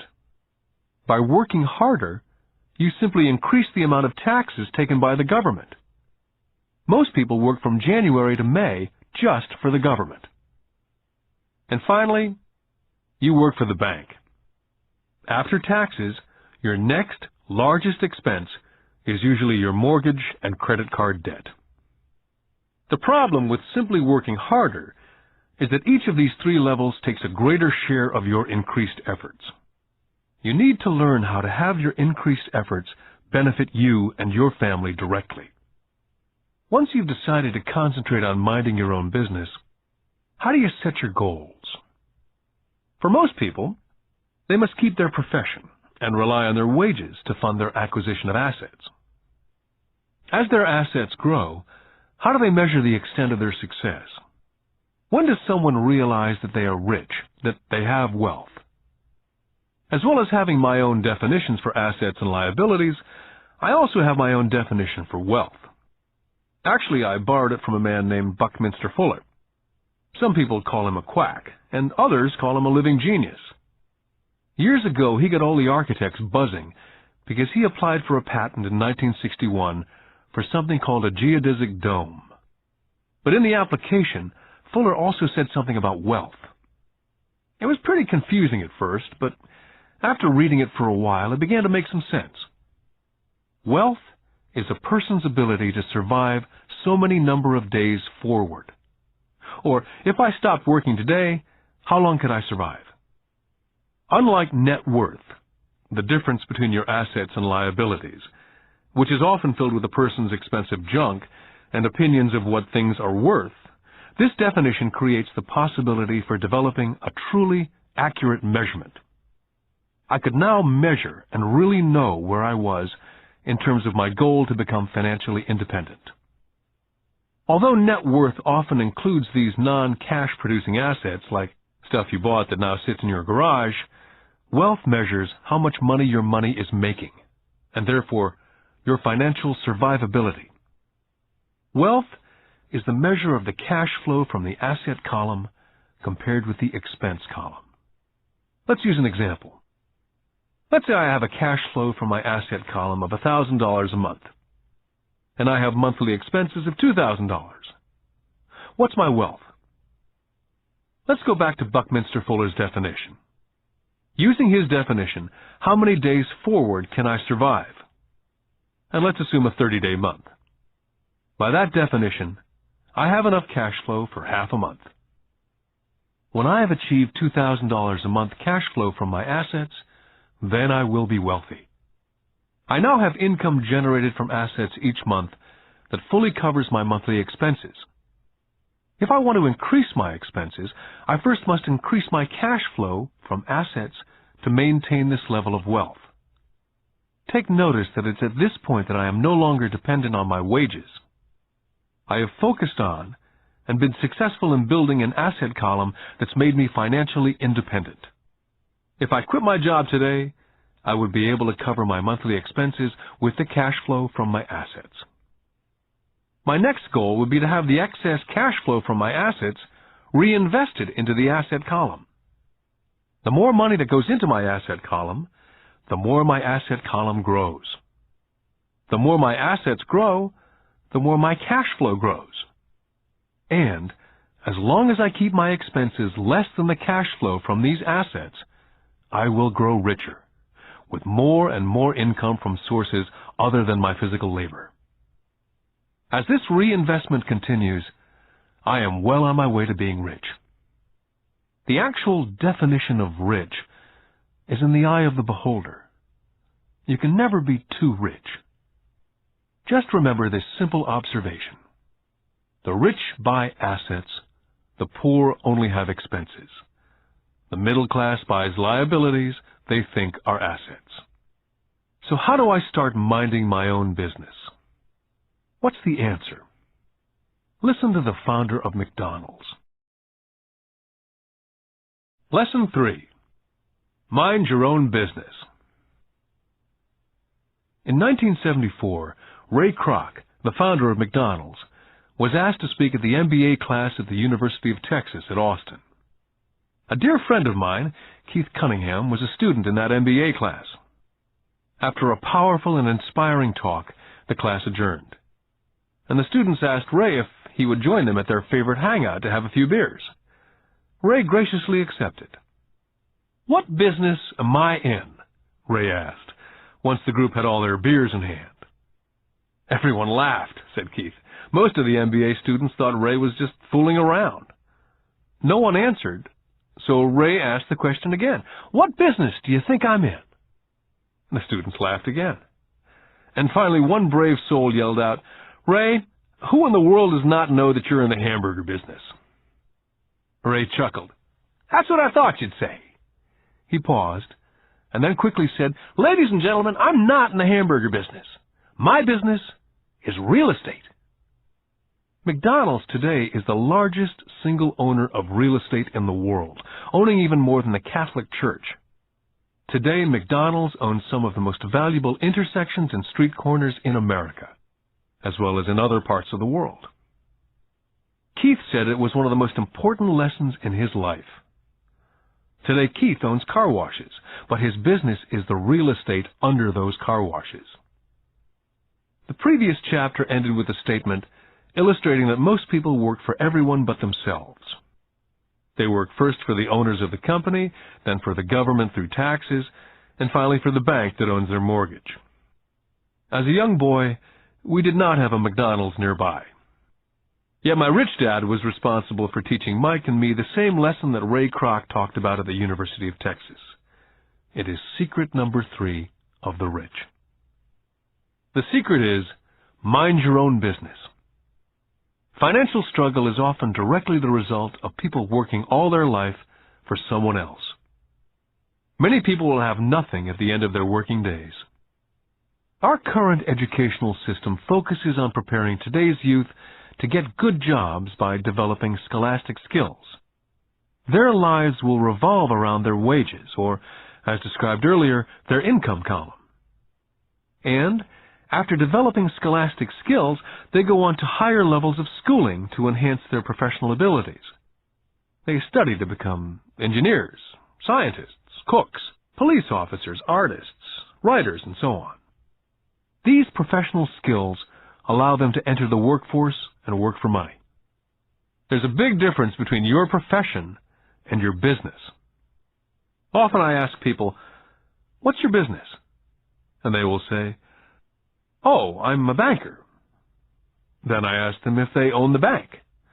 And they usually respond, "No, I work there." In that instance, they've confused their profession with their business. Their profession may be a banker, but they still need their own business.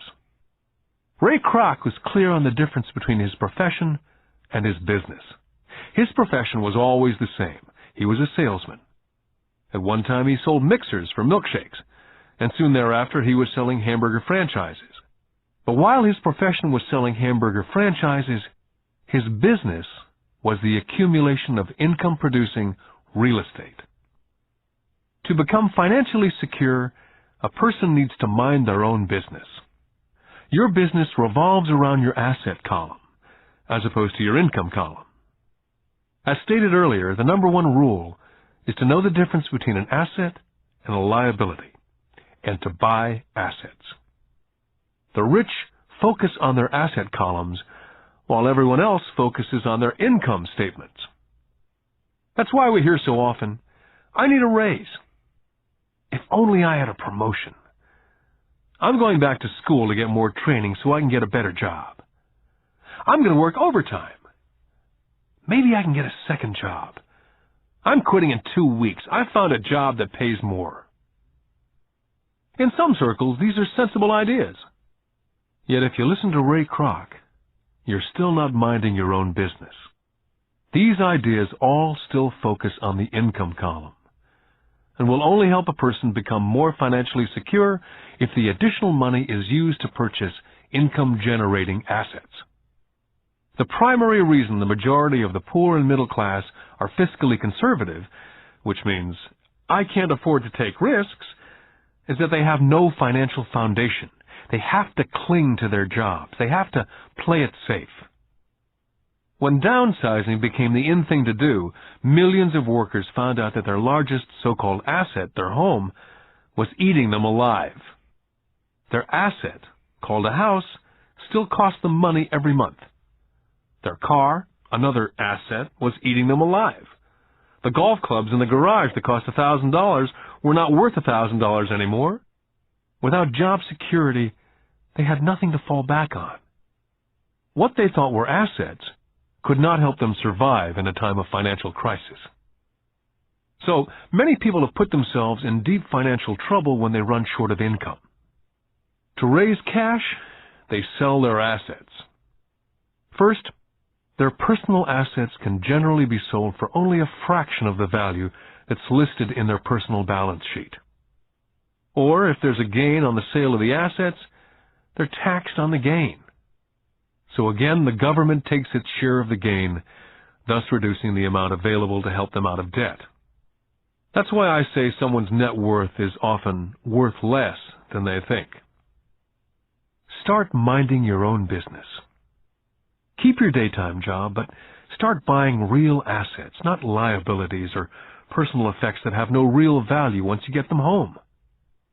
A new car loses nearly 25% of the price you pay for it the moment you drive it off the lot. It's not a true asset, even if your banker lets you list it as one. My $400 new titanium driver was worth $150 the moment I teed off. For adults, keep your expenses low, reduce your liabilities, and diligently build a base of solid assets. For young people who've not yet left home, it's important for parents to teach them the difference between an asset and a liability. Get them to start building a solid asset column before they leave home, get married, buy a house, have kids, and get stuck in a risky financial position, clinging to a job and buying everything on credit. I see so many young couples who get married and trap themselves into a lifestyle that will not let them get out of debt for most of their working years. For most people, just as the last child leaves home, the parents realize they've not adequately prepared for retirement, and they begin to scramble to put some money away. Then their own parents become ill, and they find themselves with new responsibilities. So, what kind of assets am I suggesting that you or your children acquire? In my world, real assets fall into several different categories. First, businesses that do not require my presence. I own them, but they're managed or run by other people. If I have to work there, it's not a business. It becomes my job. Then come categories such as stocks, bonds, mutual funds, income-generating real estate, notes or IOUs, royalties from intellectual property such as music, scripts, patents, and finally anything else that has value, produces income, or appreciates and has a ready market. As a young boy, my educated dad encouraged me to find a safe job. My rich dad, on the other hand, encouraged me to begin acquiring assets that I loved. If you don't love it, you won't take care of it. I collect real estate simply because I love buildings and land. I love shopping for them. I could look at them all day long.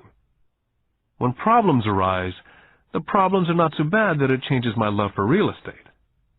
For people who hate real estate, they shouldn't buy it. I love stocks of small companies, especially startups. The reason is that I am an entrepreneur, not a corporate person. In my early years, I worked in large organizations such as Standard Oil of California, the U.S. Marine Corps, and Xerox Corporation. I enjoyed my time with those organizations and have fond memories, but I know deep down I'm not a company man. I like starting companies, not running them. So my stock buys are usually of small companies, and sometimes I even start the company and take it public.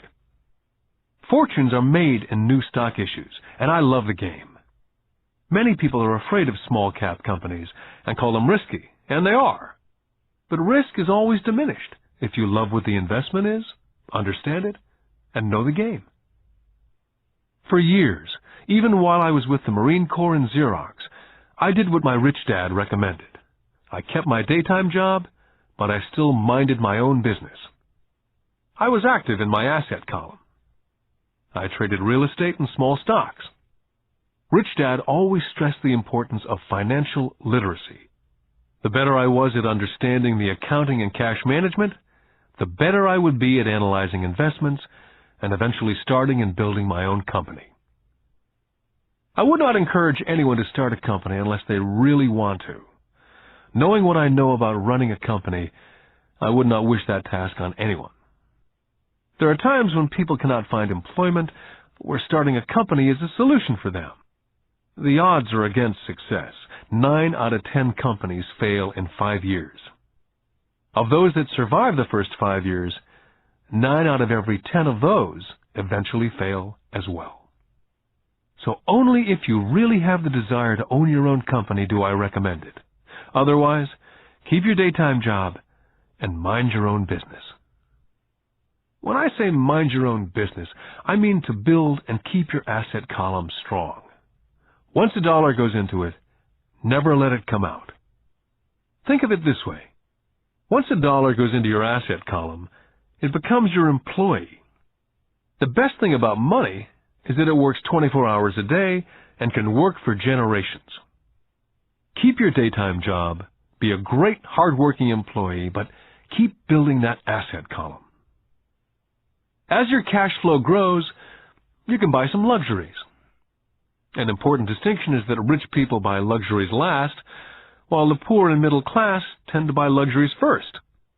The poor and middle class often buy luxury items such as big houses, diamonds, furs, jewelry, or boats because they want to look rich. They look rich, but in reality they just get deeper in debt on credit. The old money people, the long-term rich, built their asset column first. Then the income generated from the asset column bought their luxuries. The poor and middle class buy luxuries with their own sweat, blood, and children's inheritance. A true luxury is a reward for investing in and developing a real asset. For example, when my wife and I had extra money coming from our apartment houses, she went out and bought her Mercedes. It didn't take any extra work or risk on her part because the apartment house bought the car. She did, however, have to wait for it for 4 years while the real estate investment portfolio grew and finally began throwing off enough extra cash flow to pay for the car. But the luxury, the Mercedes, was a true reward because she had proved she knew how to grow her asset column. That car now means a lot more to her than simply another pretty car. It means she used her financial intelligence to afford it. What most people do is they impulsively go out and buy a new car or some other luxury on credit. They may feel bored and just want a new toy. Buying a luxury on credit often causes a person to sooner or later actually resent that luxury because the debt on the luxury becomes a financial burden.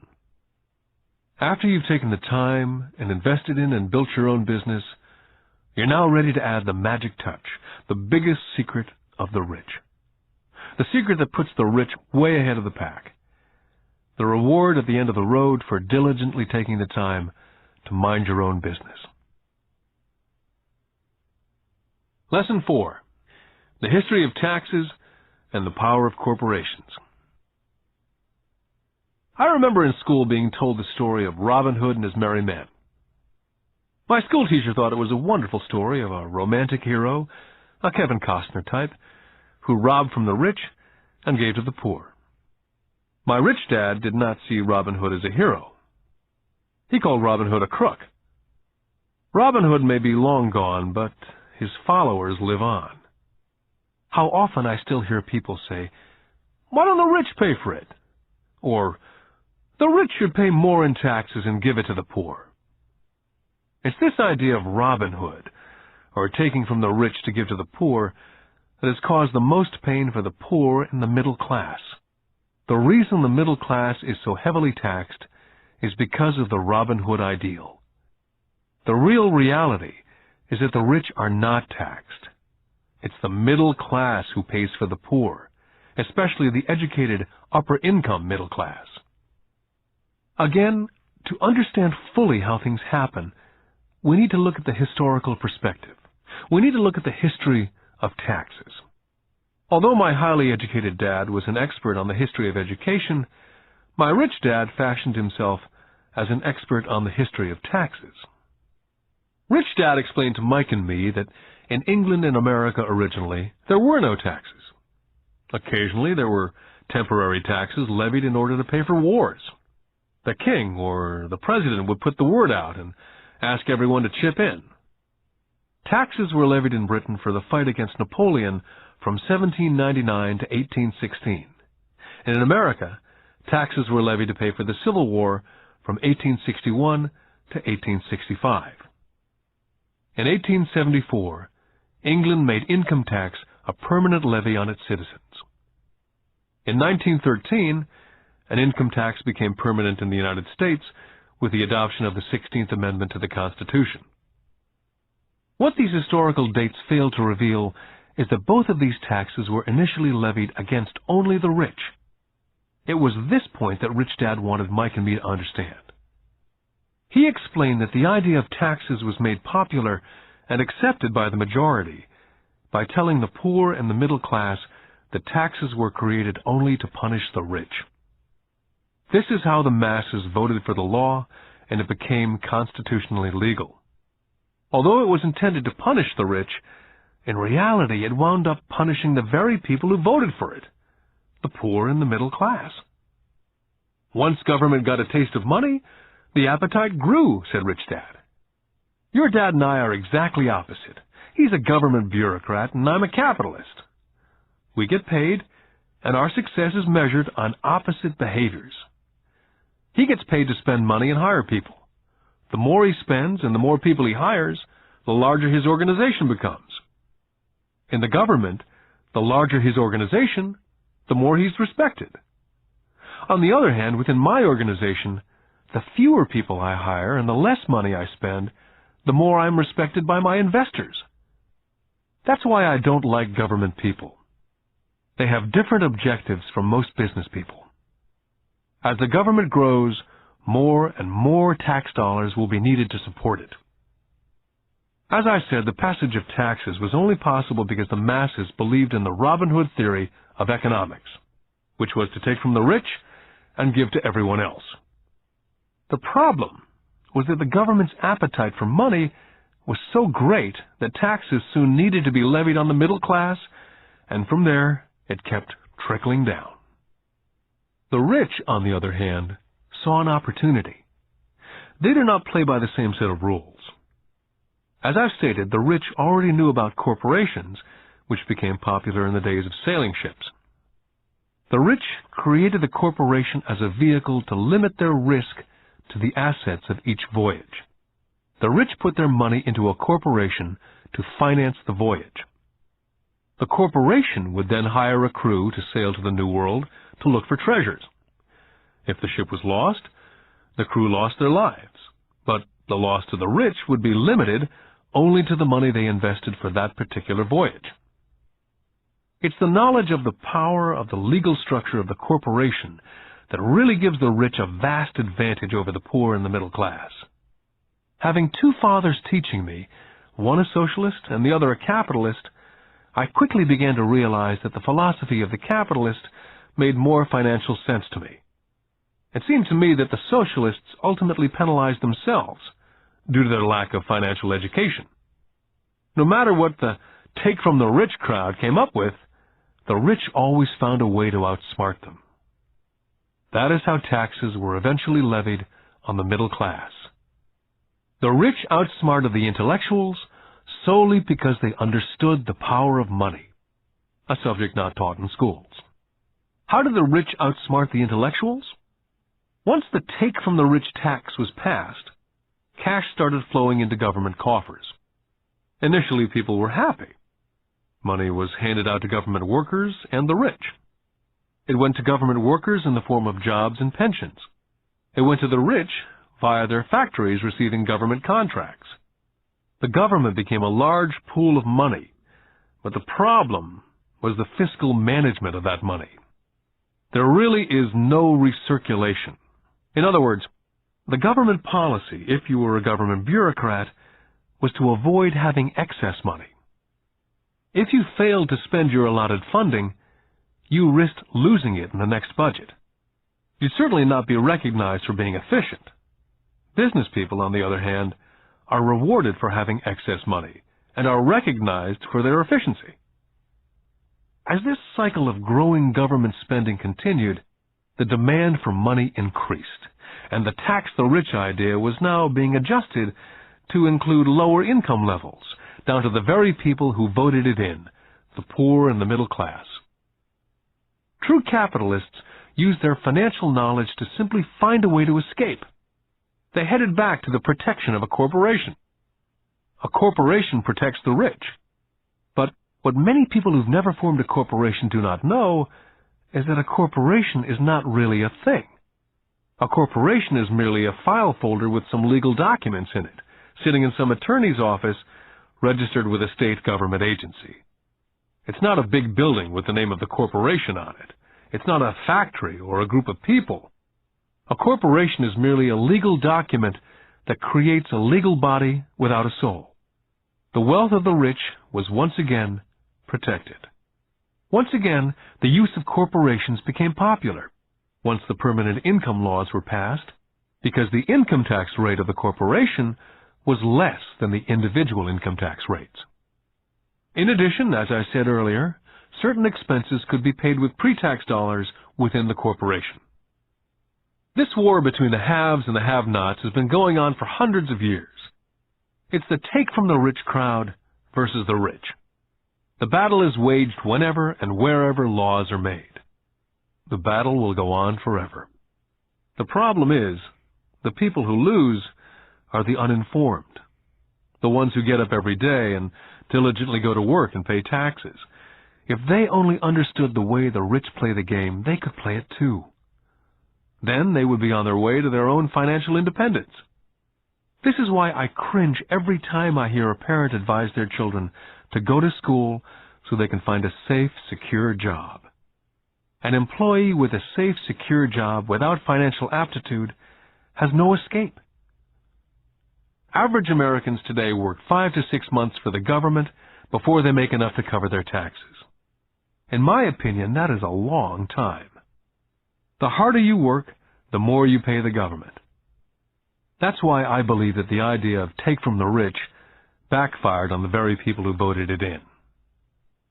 Every time people try to punish the rich don't simply comply, they react. They have the money, power, and intent to change things. They do not just sit there and voluntarily pay more taxes.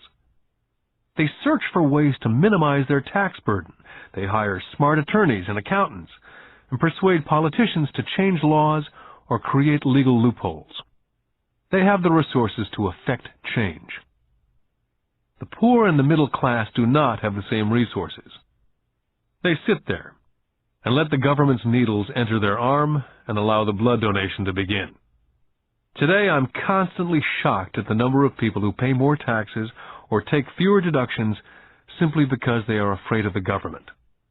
And I do know how frightening and intimidating a government tax agent can be. I have had friends who have had their businesses shut down and destroyed only to find out it was a mistake on the part of the government. I realize all that.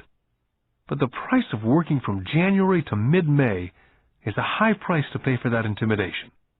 My poor dad never fought back. My rich dad didn't either. He just played the game smarter, and he did it through corporations, the biggest secret of the rich. My highly educated dad always encouraged me to seek a good job with a strong corporation. He spoke of the virtues of working your way up the corporate ladder. He didn't understand that by relying solely on a paycheck from a corporate employer, I would be a docile cow ready for milking. When I told my rich dad of my father's advice, he only chuckled. "Why not own the ladder?" was all he said. As a young boy, I didn't understand what Rich Dad meant by owning my own corporation. It was an idea that seemed impossible and intimidating. Although I was excited by the idea, my youth would not let me envision the possibility that grown-ups would someday work for a company I would own. The point is, if not for my rich dad, I would have probably followed my educated dad's advice. It was merely the occasional reminder of my rich dad that kept the idea of owning my own corporation alive and kept me on a different path. By the time I was 15 or 16, I knew I was not going to continue down the path my educated dad was recommending. I did not know how I was going to do it, but I was determined not to head in the direction most of my classmates were heading. That decision changed my life. It was not until I was in my mid-20s that my rich dad's advice began to make more sense. I was just out of the Marine Corps and working for Xerox. I was making a lot of money, but every time I looked at my paycheck, I was always disappointed. The deductions were so large, and the more I worked, the greater the deductions. As I became more successful, my bosses talked about promotions and raises. It was flattering, but I could hear my rich dad asking me in my ear, "Who are you working for? Who are you making rich?" In 1974, while still an employee for Xerox, I formed my first corporation and began minding my own business. There were already a few assets in my asset column, but now I was determined to focus on making it bigger. Those paychecks with all the deductions made all the years of my rich dad's advice make total sense. I could see the future if I followed my educated dad's advice. Many employers feel that advising their workers to mind their own business is bad for business. I'm sure it can be for certain individuals, but for me, focusing on my own business, developing assets, made me a better employee. I now had a purpose. I came in early and worked diligently, amassing as much money as possible so I could begin investing in real estate. Hawaii was just set to boom, and there were fortunes to be made. The more I realized we were in the beginning stages of a boom, the more Xerox machines I sold. The more I sold, the more money I made, and of course, the more deductions there were from my paycheck. It was inspiring. I wanted out of the trap of being an employee so badly that I worked harder, not less. By 1978, I was consistently one of the top 5 salespeople in sales, often number 1. I badly wanted out of the rat race. In less than 3 years, I was making more in my own little corporation, which was a real estate holding company, than I was making at Xerox. And the money I was making in my asset column in my own corporation was money working for me, not me pounding on doors selling copiers. My rich dad's advice made much more sense. Soon the cash flow from my properties was so strong that my company bought me my first Porsche. My fellow Xerox salespeople thought I was spending my commissions. I wasn't. I was investing my commissions in assets.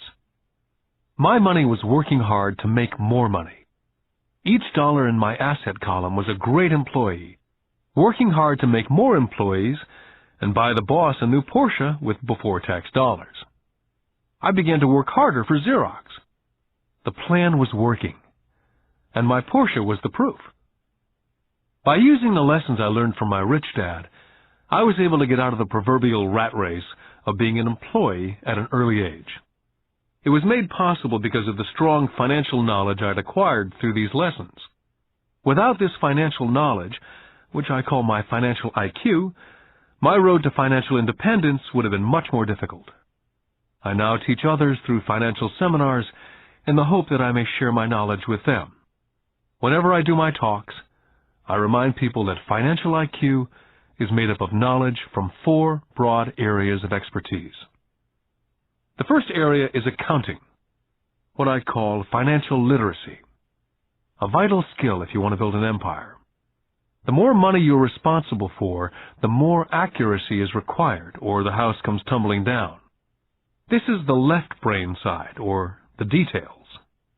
Financial literacy is the ability to read and understand financial statements. This ability allows you to identify the strengths and weaknesses of any business. The second is investing, what I call the science of money-making money. This involves strategies and formulas. This is the right brain side, or the creative side. Next, you must obtain expertise in understanding markets, the science of supply and demand. There's a need to know the technical aspects of the market, which is emotion-driven. The Tickle Me Elmo doll during Christmas 1996 is a case of technical or emotion-driven market. The other market factor is the fundamental or the economic sense of an investment. Does an investment make sense, or does it not make sense based on the current market conditions? Finally, you must understand the law. For instance, utilizing a corporation wrapped around the technical skills of accounting, investing, and markets can aid explosive growth. An individual with the knowledge of the tax advantages and protection provided by a corporation can get rich so much faster than someone who's an employee or a small business sole proprietor. It's like the difference between someone walking and someone flying. The difference is profound when it comes to long-term wealth. A corporation can do so many things that an individual cannot, like pay for expenses before it pays taxes. That is a whole area of expertise that is so exciting, but not necessary to get into unless you have sizable assets or a business. Employees earn and get taxed, and they try to live on what's left. A corporation earns, spends everything it can, and is taxed on anything that's left. It's one of the biggest legal tax loopholes that the rich use. They're easy to set up and are not expensive if you own investments that are producing good cash flow. For example, by owning your own corporation, car payments, insurance, repairs are company expenses. Most restaurant meals are partial expenses, and on and on. All are paid for legally with pre-tax dollars. Lesson 5. The Rich Invent Money. I've been teaching professionally since 1984. It's been a great experience and rewarding. It's also a disturbing profession, for I've taught thousands of individuals, and I see one thing in common in all of us, myself included. We all have tremendous potential, and we are all blessed with gifts. Yet the one thing that holds all of us back is some degree of self-doubt. It's not so much the lack of technical information that holds us back, but more the lack of self-confidence. Some are more affected than others. Once we leave school, most of us know that it's not as much a matter of college degrees or good grades that count. In the real world, outside of academics, something more than just grades is required. I've heard it called guts, chutzpah, balls, audacity, bravado, cunning, daring, tenacity, and brilliance. This factor, whatever it's labeled, ultimately decides one's future much more than school grades. Inside each of us is one of these brave, brilliant, and daring characters. There's also the flip side of that character. People who could get down on their knees and beg if necessary. After a year in Vietnam as a Marine Corps pilot, I intimately got to know both of those characters inside of me. One is not better than the other. Yet as a teacher, I recognized that it was excessive fear and self-doubt that were the greatest detractors of personal genius. It broke my heart to see students know the answers, yet lack the courage to act on the answer. Often in the real world, it's not the smart that get ahead, but the bold.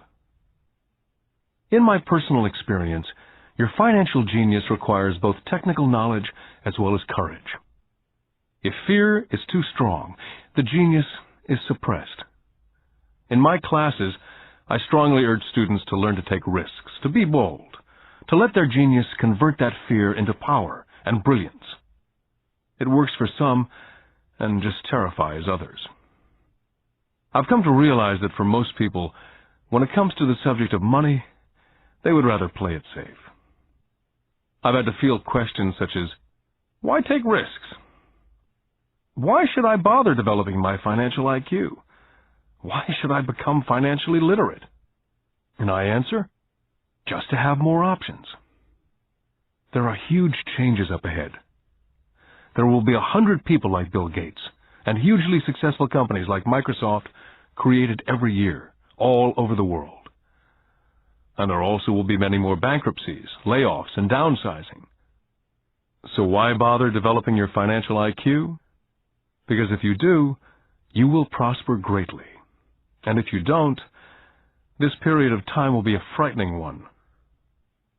Land was wealth 300 years ago. So the person who owned the land owned the wealth. Then it was factories and production. And America rose to dominance. The industrialist owned the wealth. Today, it's information. And the person who has the most timely information owns the wealth. The problem is, information flies all around the world at the speed of light. The new wealth cannot be contained by boundaries and borders as lands and factories were. The changes will be faster and more dramatic. There will be a dramatic increase in the number of new multimillionaires. There also will be those who are left behind.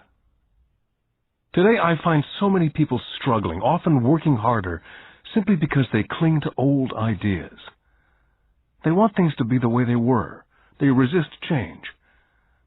I know people who are losing their jobs or their houses, and they blame technology or the economy or their boss.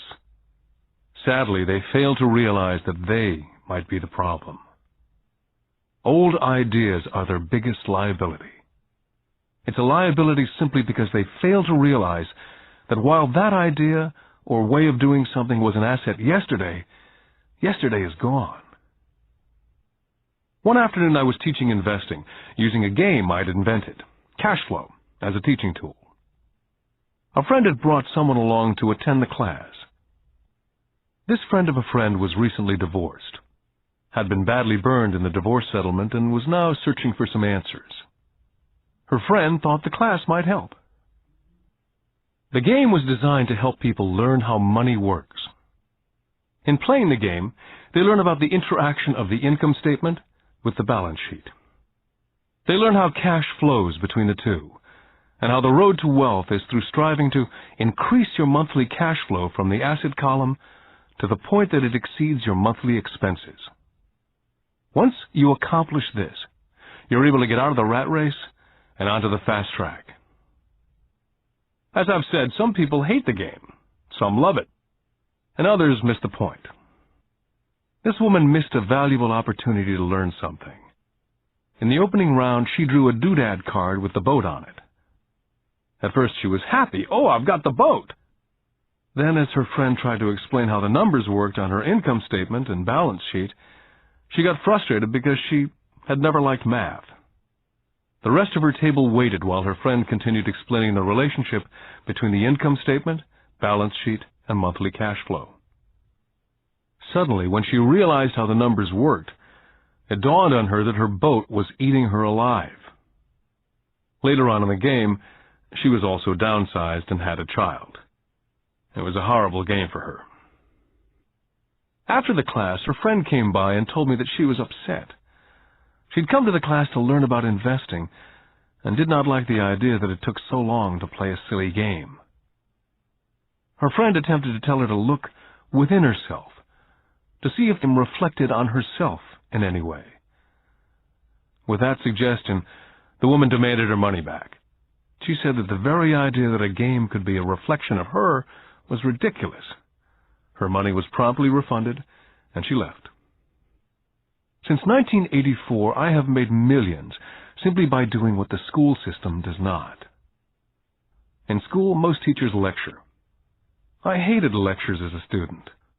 I was soon bored, and my mind would drift. In 1984, I began teaching via games and simulations.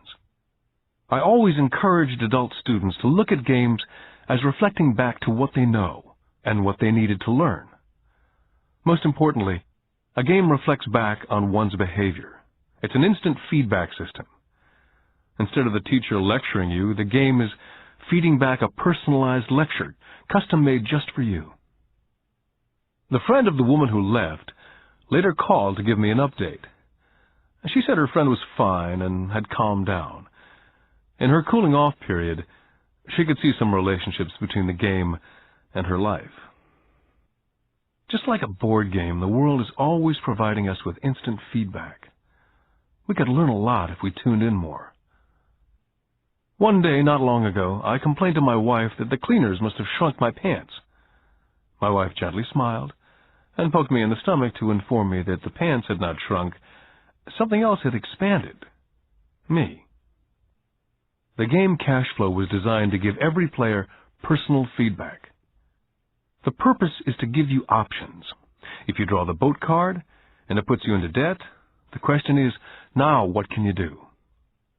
How many different financial options can you come up with? That's the purpose of the game.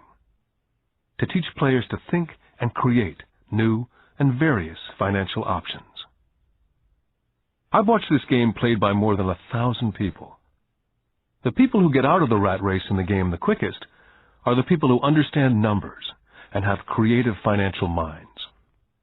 They recognize different financial options. People who take the longest are people who aren't familiar with numbers and often do not understand the power of investing. Rich people are often creative and take calculated risks.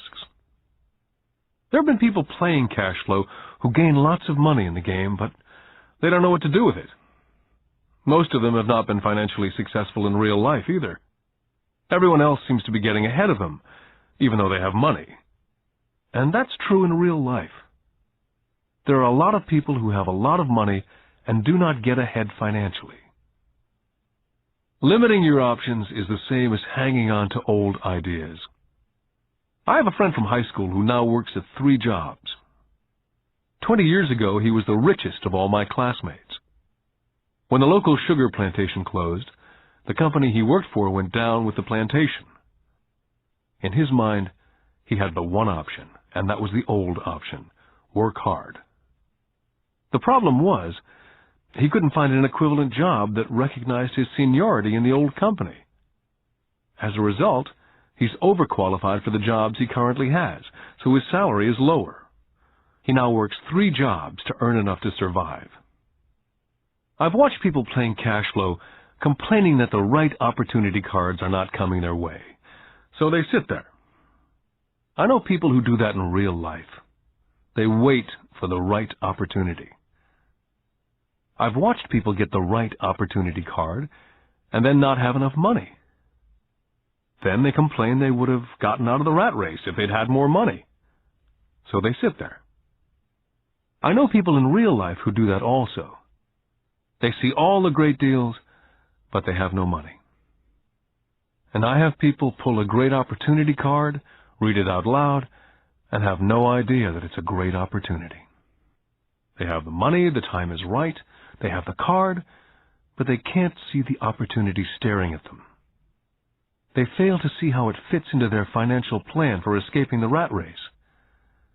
And I know more people like that than all the others combined. Most people have an opportunity of a lifetime flash right in front of them, and they fail to see it. A year later, they find out about it after everyone else got rich. Financial intelligence is simply having more options. If the opportunities aren't coming your way, what else can you do to improve your financial position? If an opportunity lands in your lap and you have no money and the bank won't talk to you, what else can you do to get the opportunity to work in your favor? If your hunch is wrong and what you've been counting on doesn't happen, how can you turn a lemon into millions? That is financial intelligence. It's not so much what happens, but how many different financial solutions you can think of to turn a lemon into millions. It's how creative you are in solving financial problems. Most people only know one solution: work hard, save, and borrow. So why would you want to increase your financial intelligence? Because you want to be the kind of person who creates your own luck. You can take whatever happens and make it better.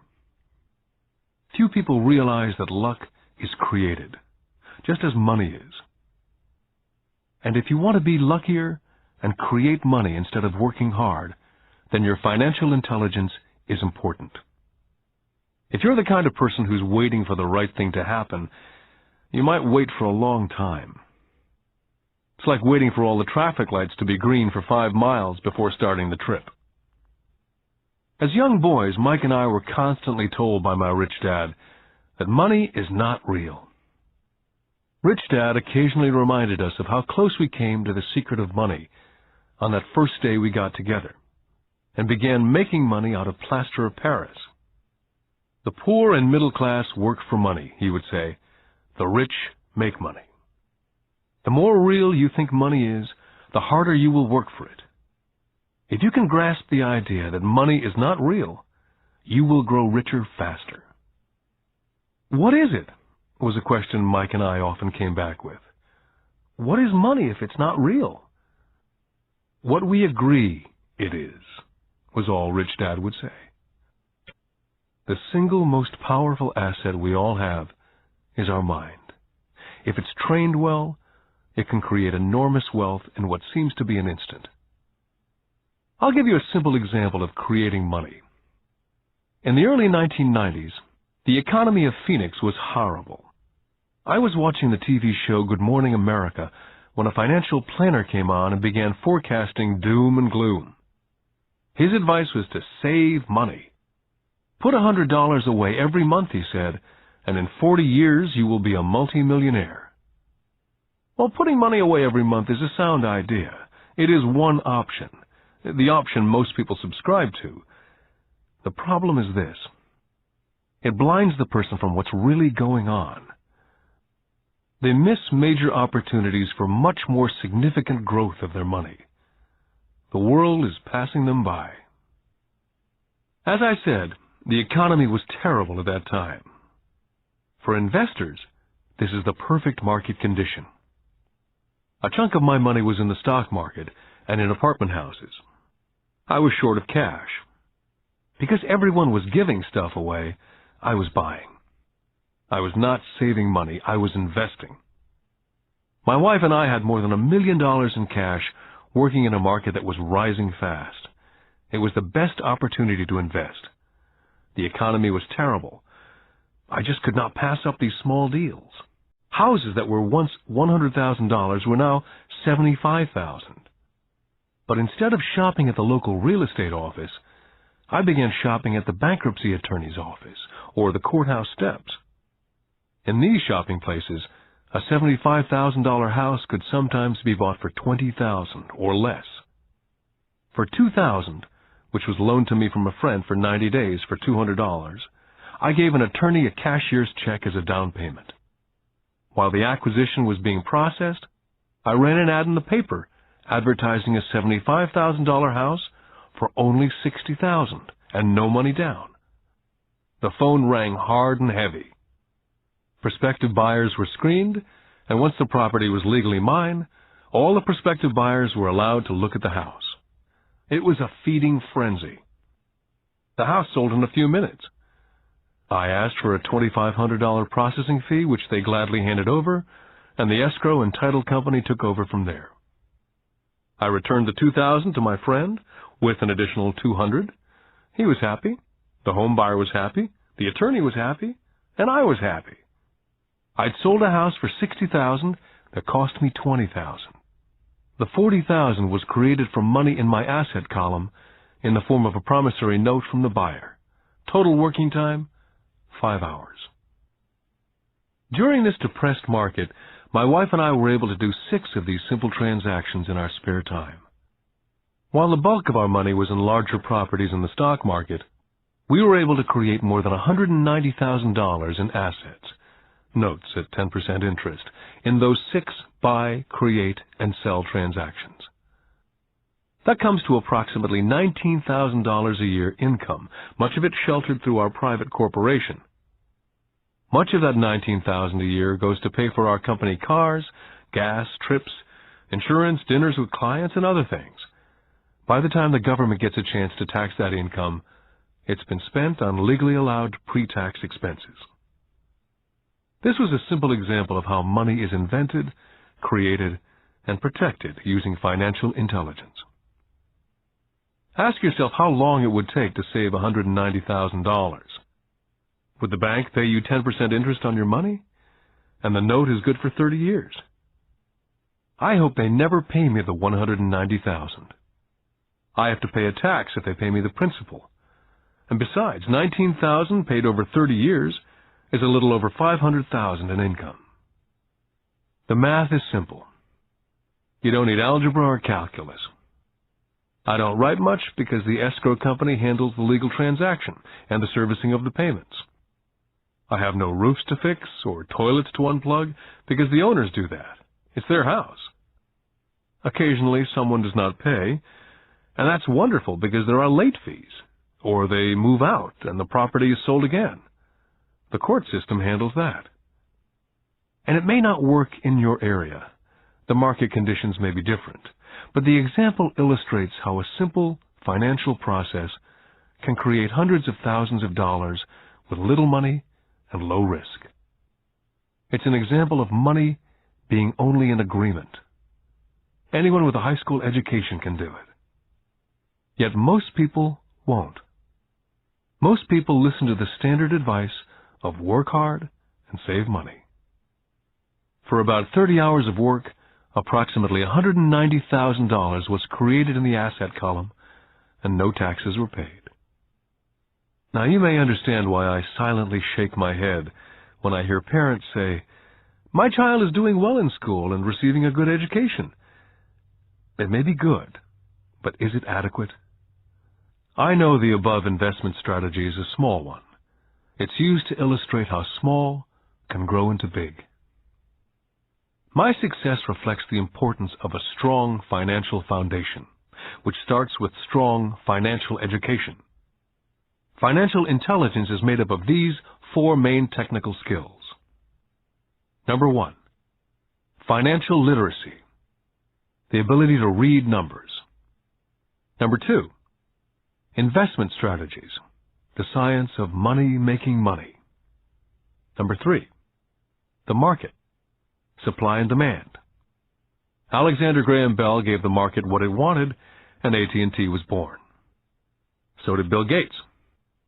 A $75,000 house offered for $60,000 that cost $20,000 was also the result of seizing an opportunity created by the market. Somebody was buying and someone was selling. Number 4, the law. The awareness of accounting, corporate, state, and national rules and regulations. I recommend playing within the rules. It's this basic foundation, or the combination of these skills, that's needed to be successful in the pursuit of wealth. Whether it be through the buying of small homes, large apartments, companies, stocks, bonds, mutual funds, precious metals, baseball cards, or the like. Personally, I use 2 main vehicles to achieve financial growth: real estate and small stocks. I use real estate as my foundation. Day in and day out, my properties provide cash flow and occasional spurts of growth in value. The small cap stocks are used for fast growth. I do not recommend anything that I do. The examples are just that, examples. If the opportunity is too complex, and I do not understand the investment, I don't do it. Simple math and common sense is all that's needed to do well financially.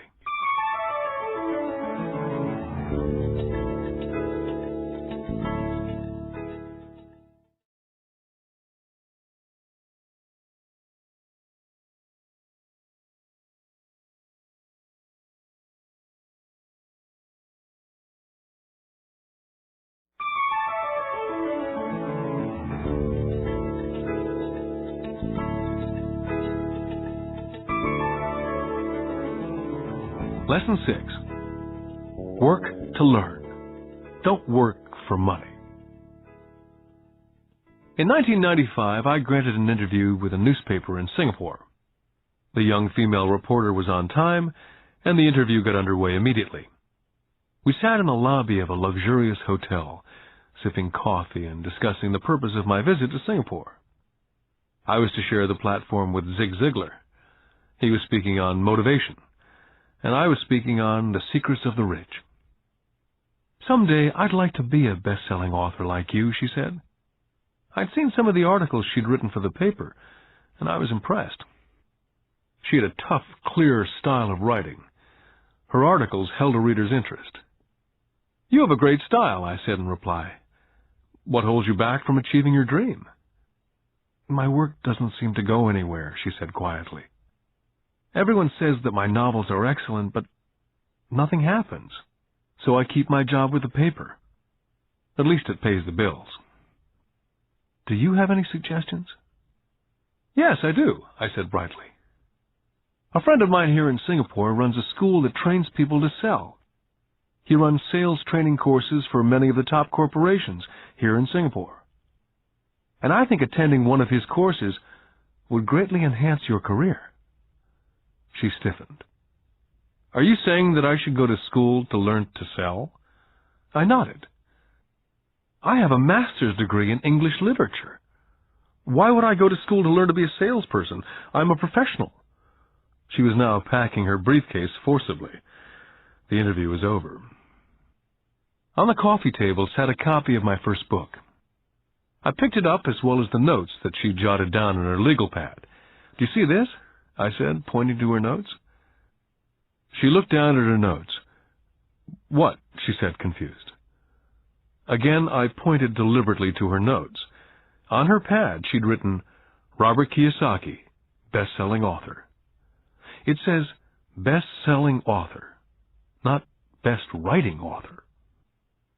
Her eyes widened immediately. "I'm a terrible writer. You're a great writer. I went to sales school. You have a master's degree.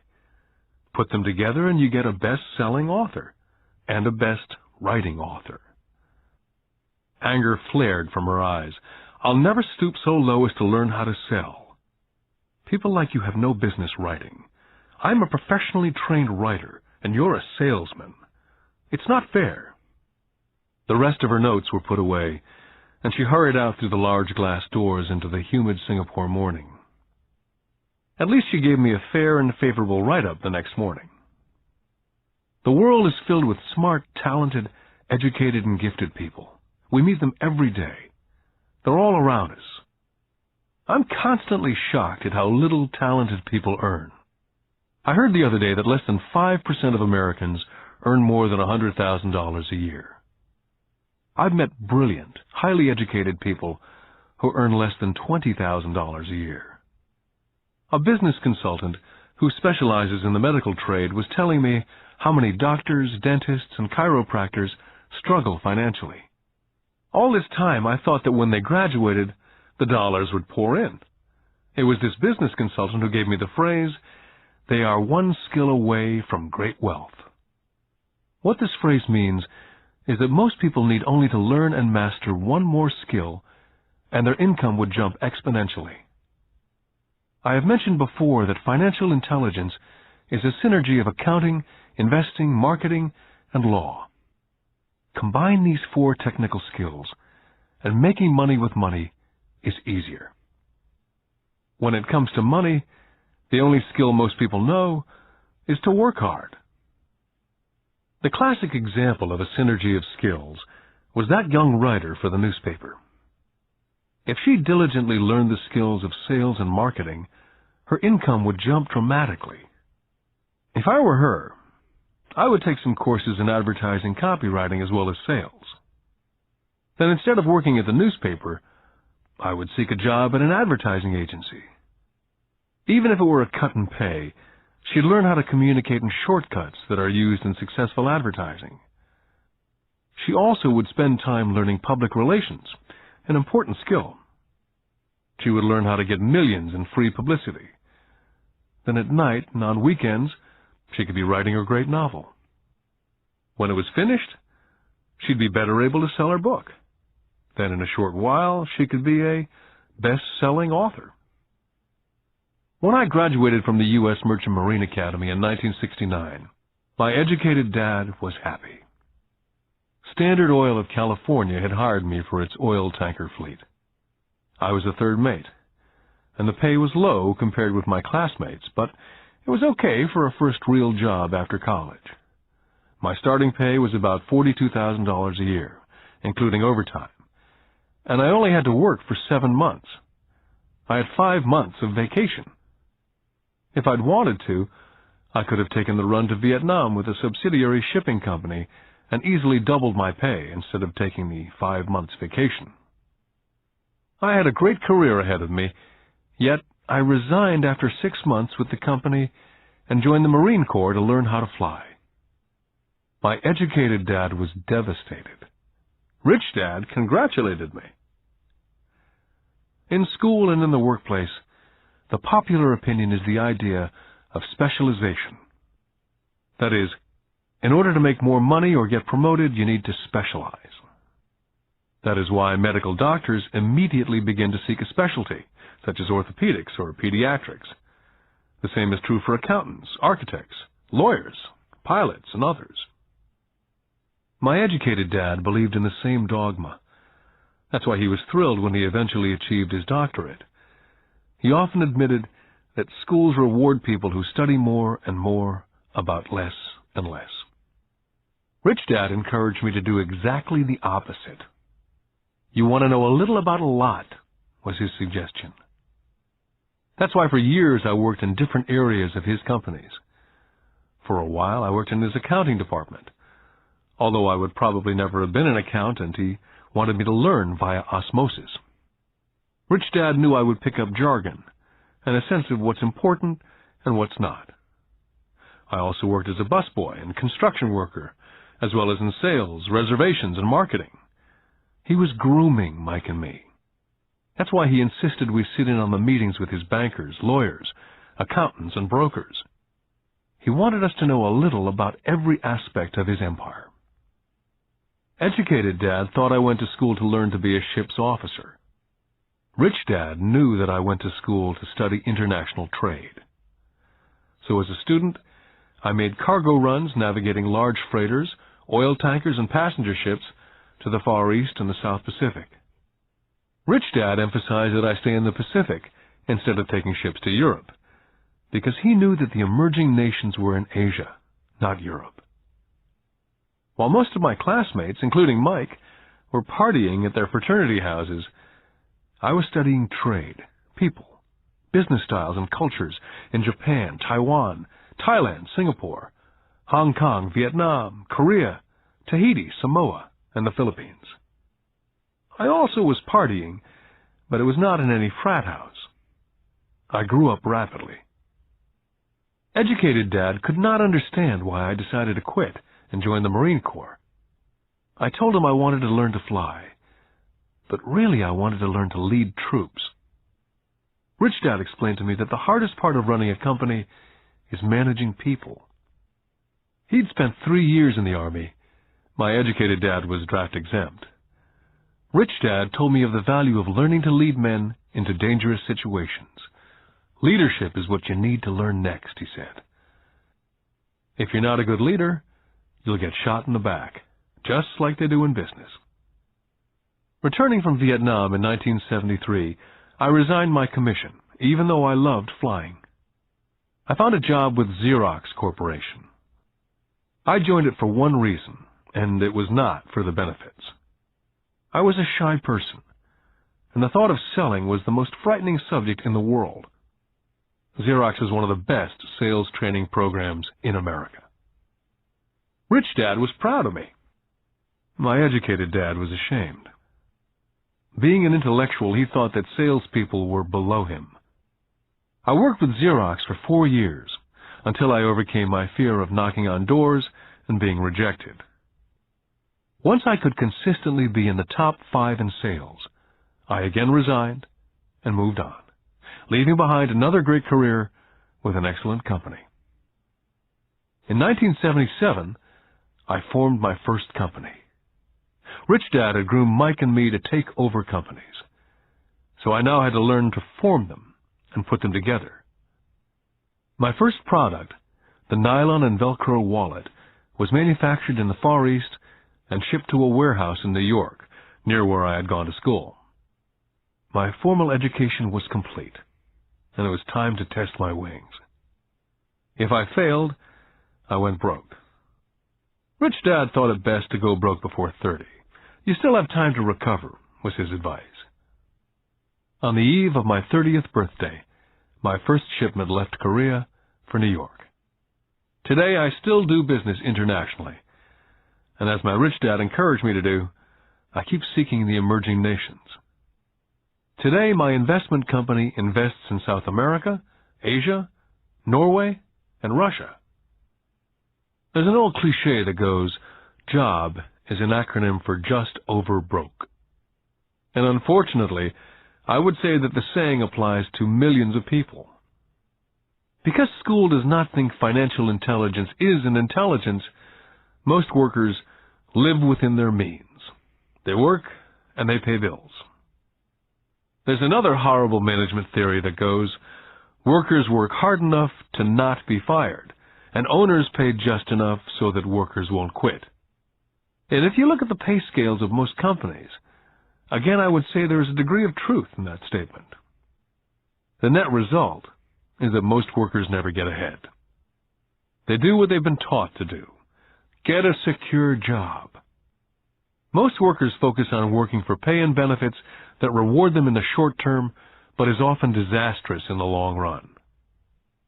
Instead, I recommend to young people to seek work for what they will learn more than what they will earn. Look down the road at what skills they want to acquire before choosing a specific profession, and before getting trapped in the rat race. When I speak to adults who want to earn more money, I always recommend the same thing. I suggest taking a long view of their life. Instead of simply working for the money and security, which I admit are important, I suggest they take a second job that will teach them a second skill. Often I recommend joining a network marketing company, also called multi-level marketing, if they want to learn sales skills. Some of these companies have excellent training programs that help people get over their fear of failure and rejection, which are the main reasons people are unsuccessful. Education is more valuable than money in the long run. When I ask the classes I teach, how many of you can cook a better hamburger than McDonald's? Almost all of the students raise their hands. I then ask, so if most of you can cook a better hamburger, how come McDonald's makes more money than you? The answer is obvious. McDonald's is excellent at business systems. The reason so many talented people are poor is because they focus on building a better hamburger and know little to nothing about business systems. A friend of mine in Hawaii is a great artist. He makes a sizable amount of money. One day his mother's attorney called to tell him that she had left him $35,000. That is what was left of her estate after the attorney and the government took their shares. Immediately he saw an opportunity to increase his business by using some of this money to advertise.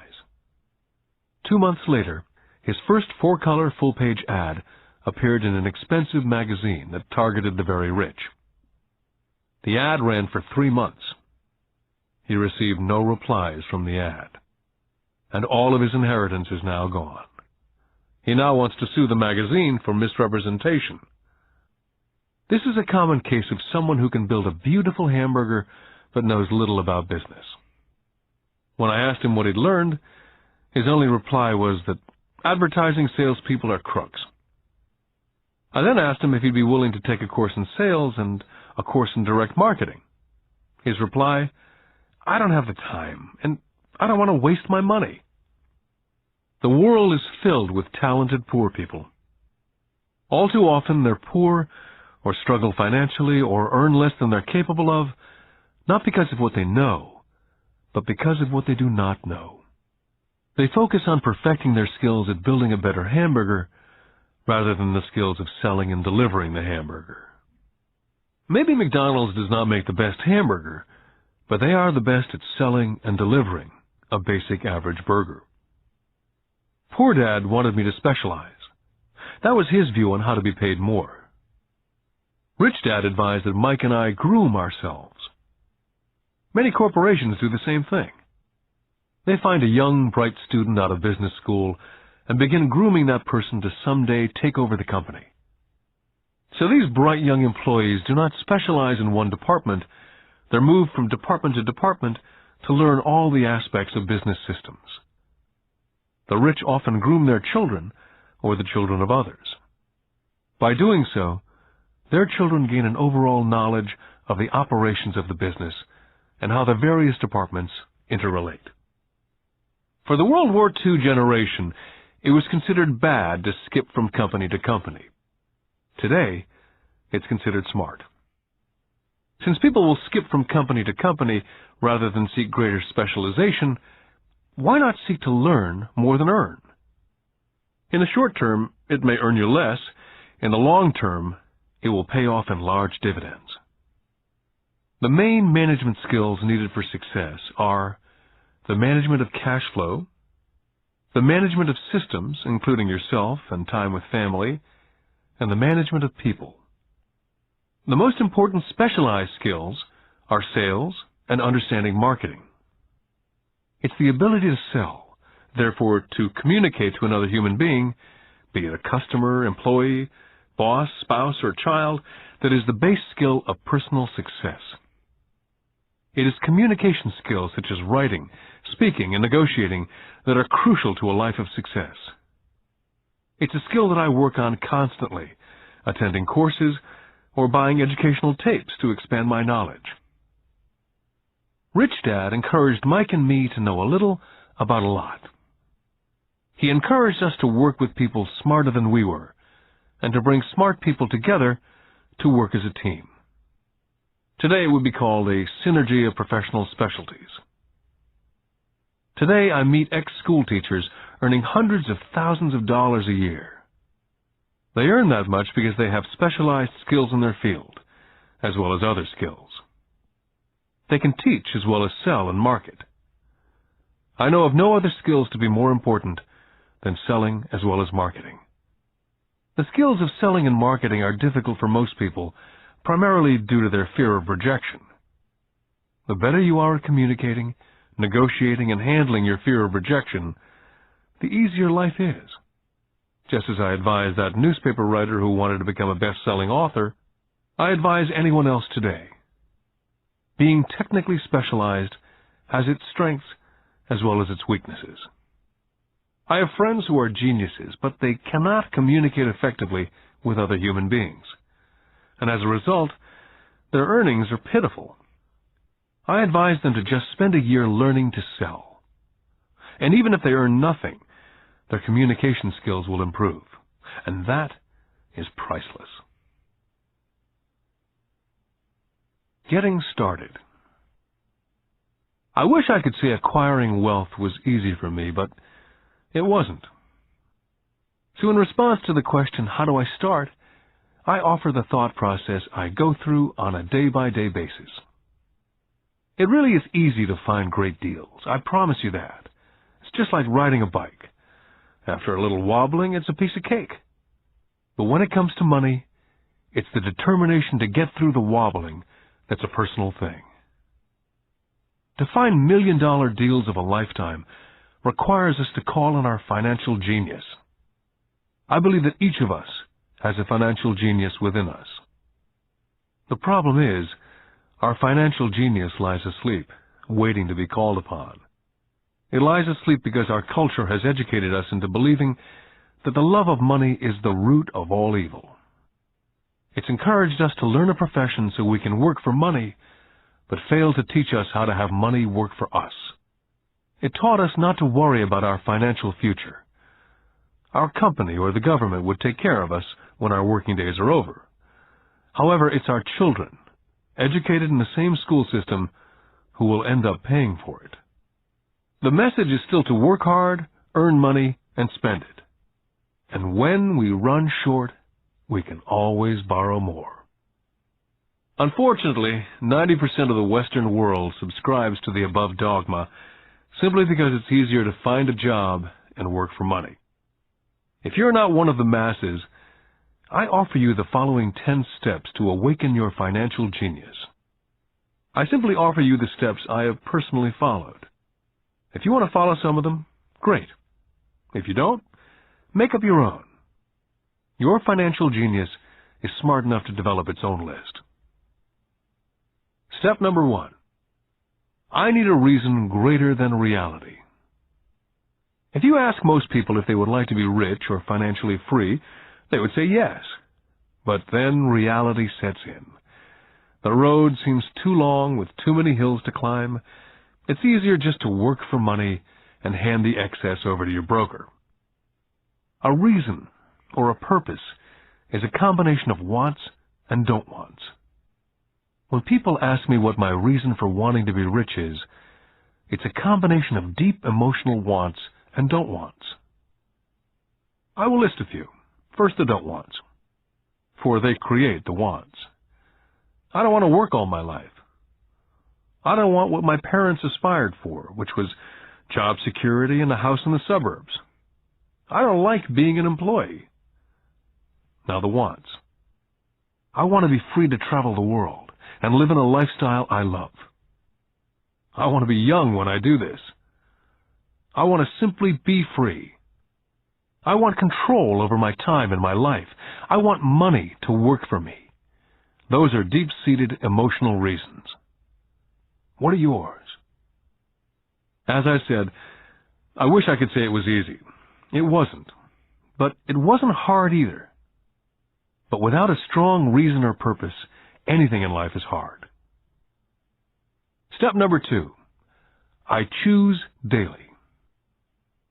The power of choice. That is the main reason people want to live in a free country. We want the power to choose.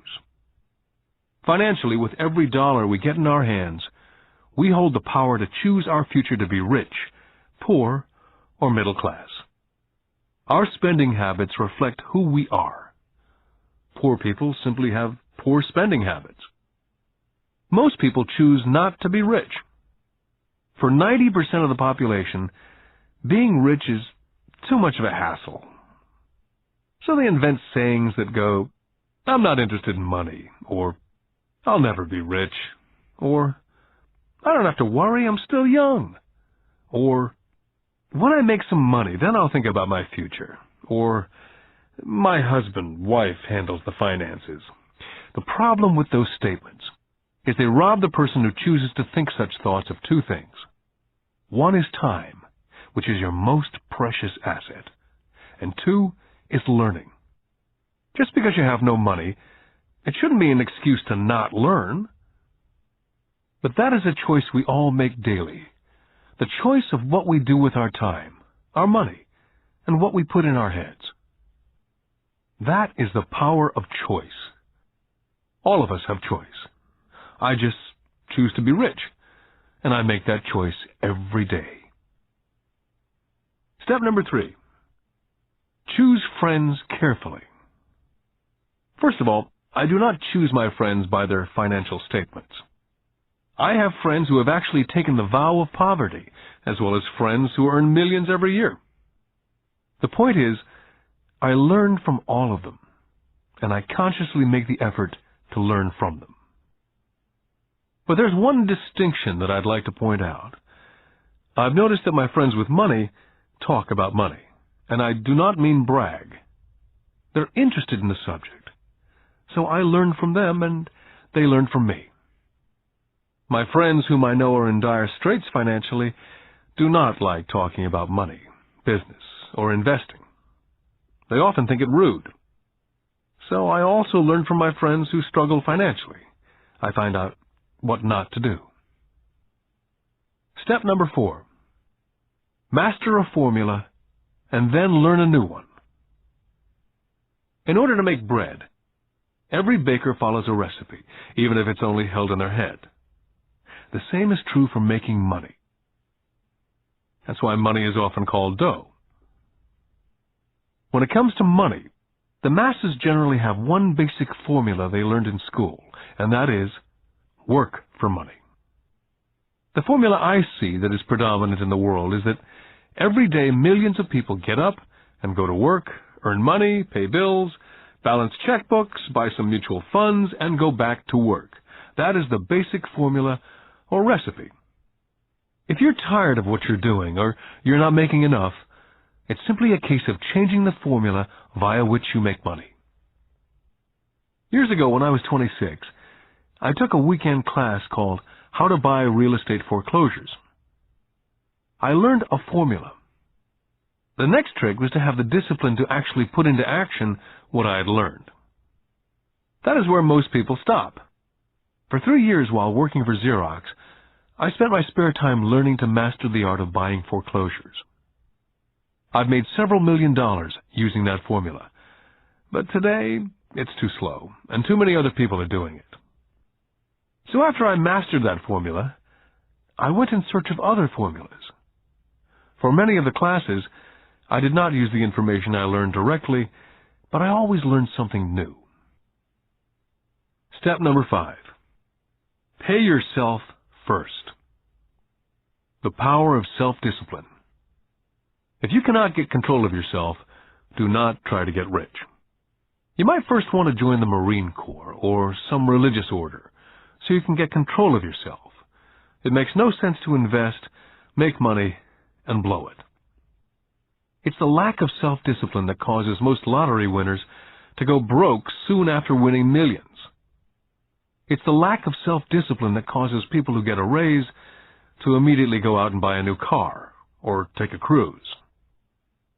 It's difficult to say which of the 10 steps is the most important, but of all the steps, this step is probably the most difficult to master if it's not already a part of your makeup. I would venture to say that it's the lack of personal self-discipline that is the number one delineating factor between the rich, poor, and middle class. I do not take the saying, pay yourself first, lightly. The Richest Man in Babylon by George Clason is where the statement, pay yourself first, comes from. Millions of copies have been sold. But while millions of people freely repeat that powerful statement, few follow the advice. For those who do follow it, their financial statement, income statement, and balance sheet shows income flowing into assets and assets supplying income. Each month, these people allocate money to their asset column before they pay their monthly expenses.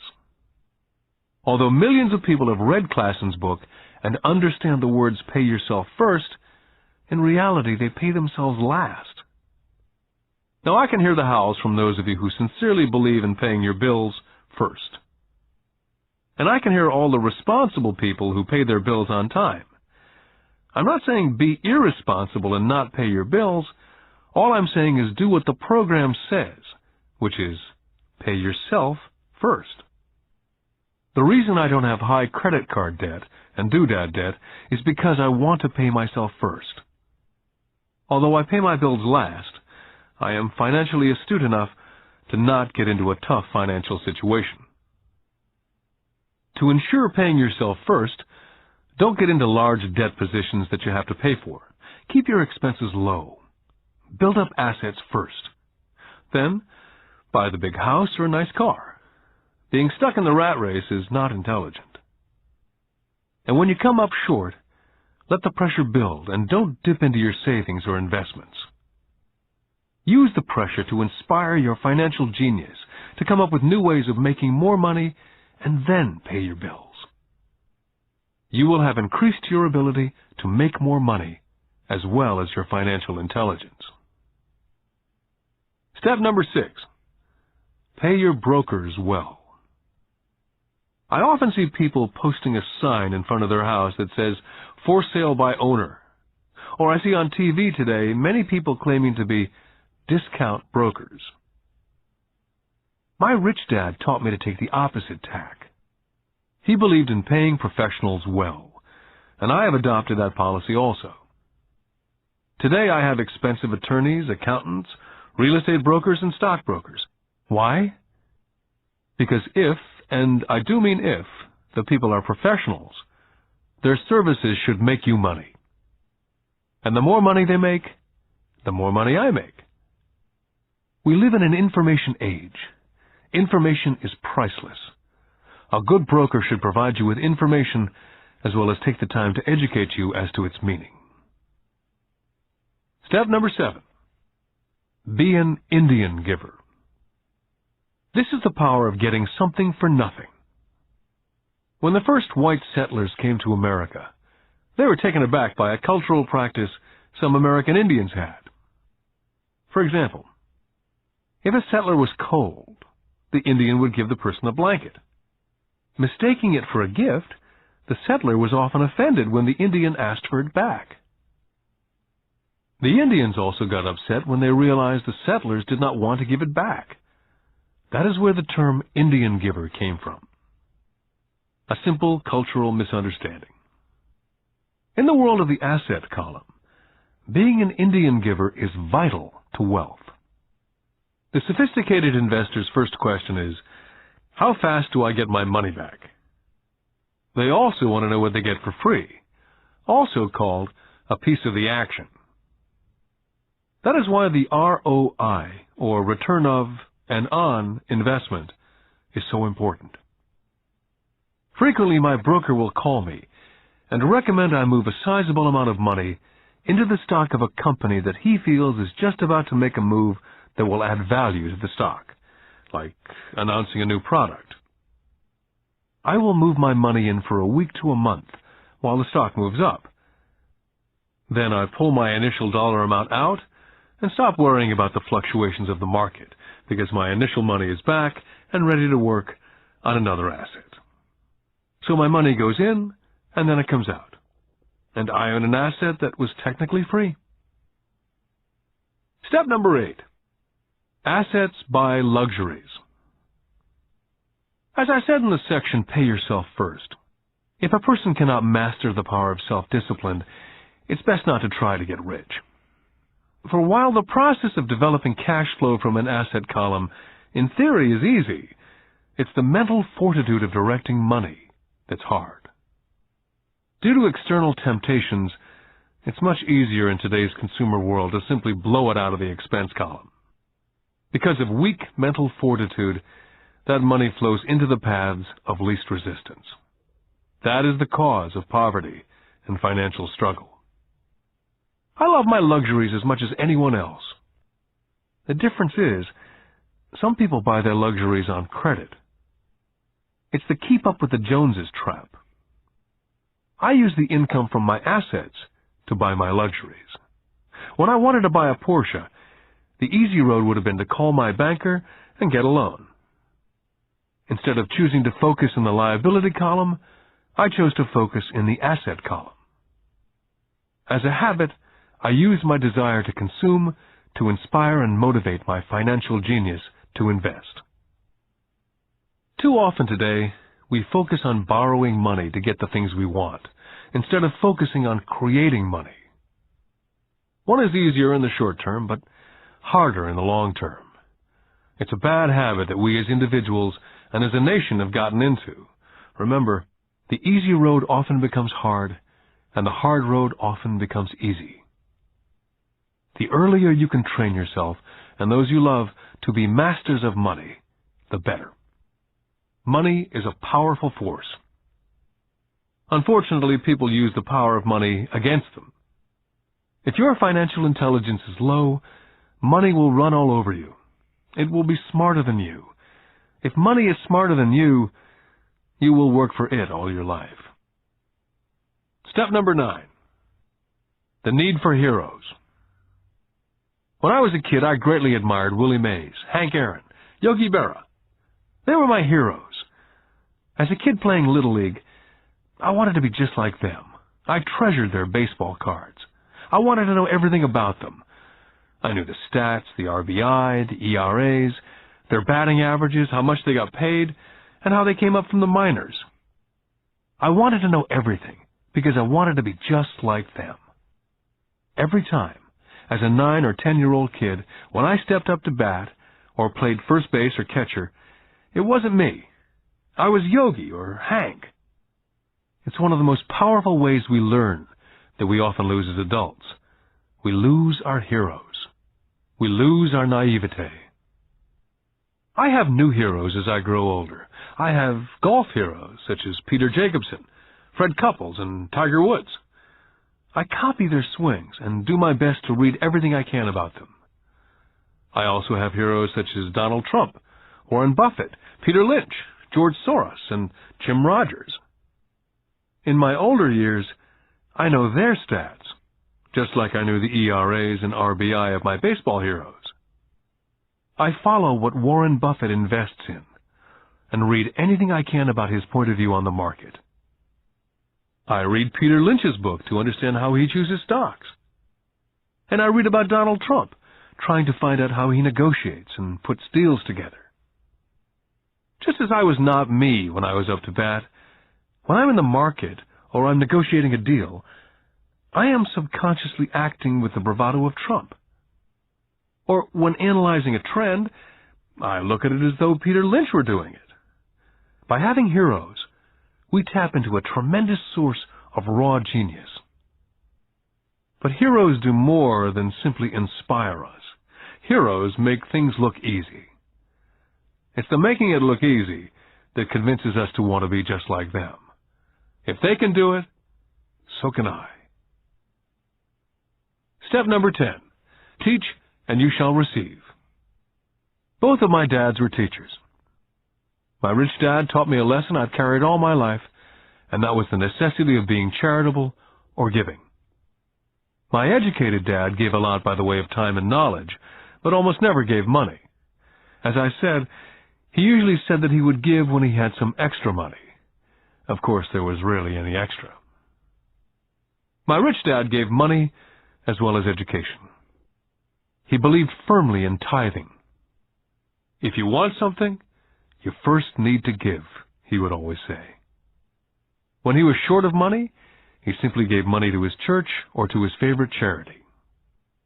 If I could leave one single idea with you, it's that idea. Whenever you feel short or in need of something, give what you want first, and it will come back in buckets. That's true for money, a smile, love, friendship. I know it's often the last thing a person may want to do, but it's always worked for me. I just trust that the principle of reciprocity is true, and I give what I want. My rich dad would often say, poor people are more greedy than rich people. He would explain that if a person was rich, that person was providing something that other people wanted. In my life, over all these years, whenever I felt needy or short of money or short of help, I simply went out and found in my heart what I wanted and decided to give it first. And when I gave, it always came back. It reminds me of the story of the guy sitting with firewood in his arms on a cold, freezing night, and he's yelling at the pot-bellied stove, "When you give me some heat, then I'll put some wood in." And when it comes to money, love, happiness, sales, and contacts, all one needs to remember is first to give what you want, and it will come back in droves. My poor dad taught teachers, and he became a master teacher. My rich dad always taught young people his way of doing business. In retrospect, it was their generosity with what they knew that made them smarter. There are powers in this world that are much smarter than we are. You can get there on your own, but it's easier with the help of the powers that be. All you need to be is generous with what you have, and the powers will be generous with you. Take action. All of you were given two great gifts, your mind and your time. It is up to you to do what you please with both. With each dollar bill that enters your hand, you and only you have the power to determine your destiny. Spend it foolishly, you choose to be poor. Spend it on liabilities, you join the middle class. Invest it in your mind and learn how to acquire assets, and you will be choosing wealth as your goal and your future. The choice is yours and only yours. With every day, with every dollar, you decide to be rich, poor, or middle class. Choose to share this knowledge with your children, and you choose to prepare them for the world that awaits. No one else will. You and your children's future will be determined by choices you make today, not tomorrow. This has been a Time Warner Audiobooks production of Rich Dad, Poor Dad, written by Robert Kiyosaki with Sharon L. Lecter, CPA, and read by Stephen Hoy, featuring an introduction by Robert Kiyosaki. Executive producer, Maya Thomas. Produced and directed by John Brunette. Text abridged by John Whitman. Text edited by William Whittington. Production coordinated by Daniel Metcalf. Rich Dad, Poor Dad is also available in paperback from Warner Business Books.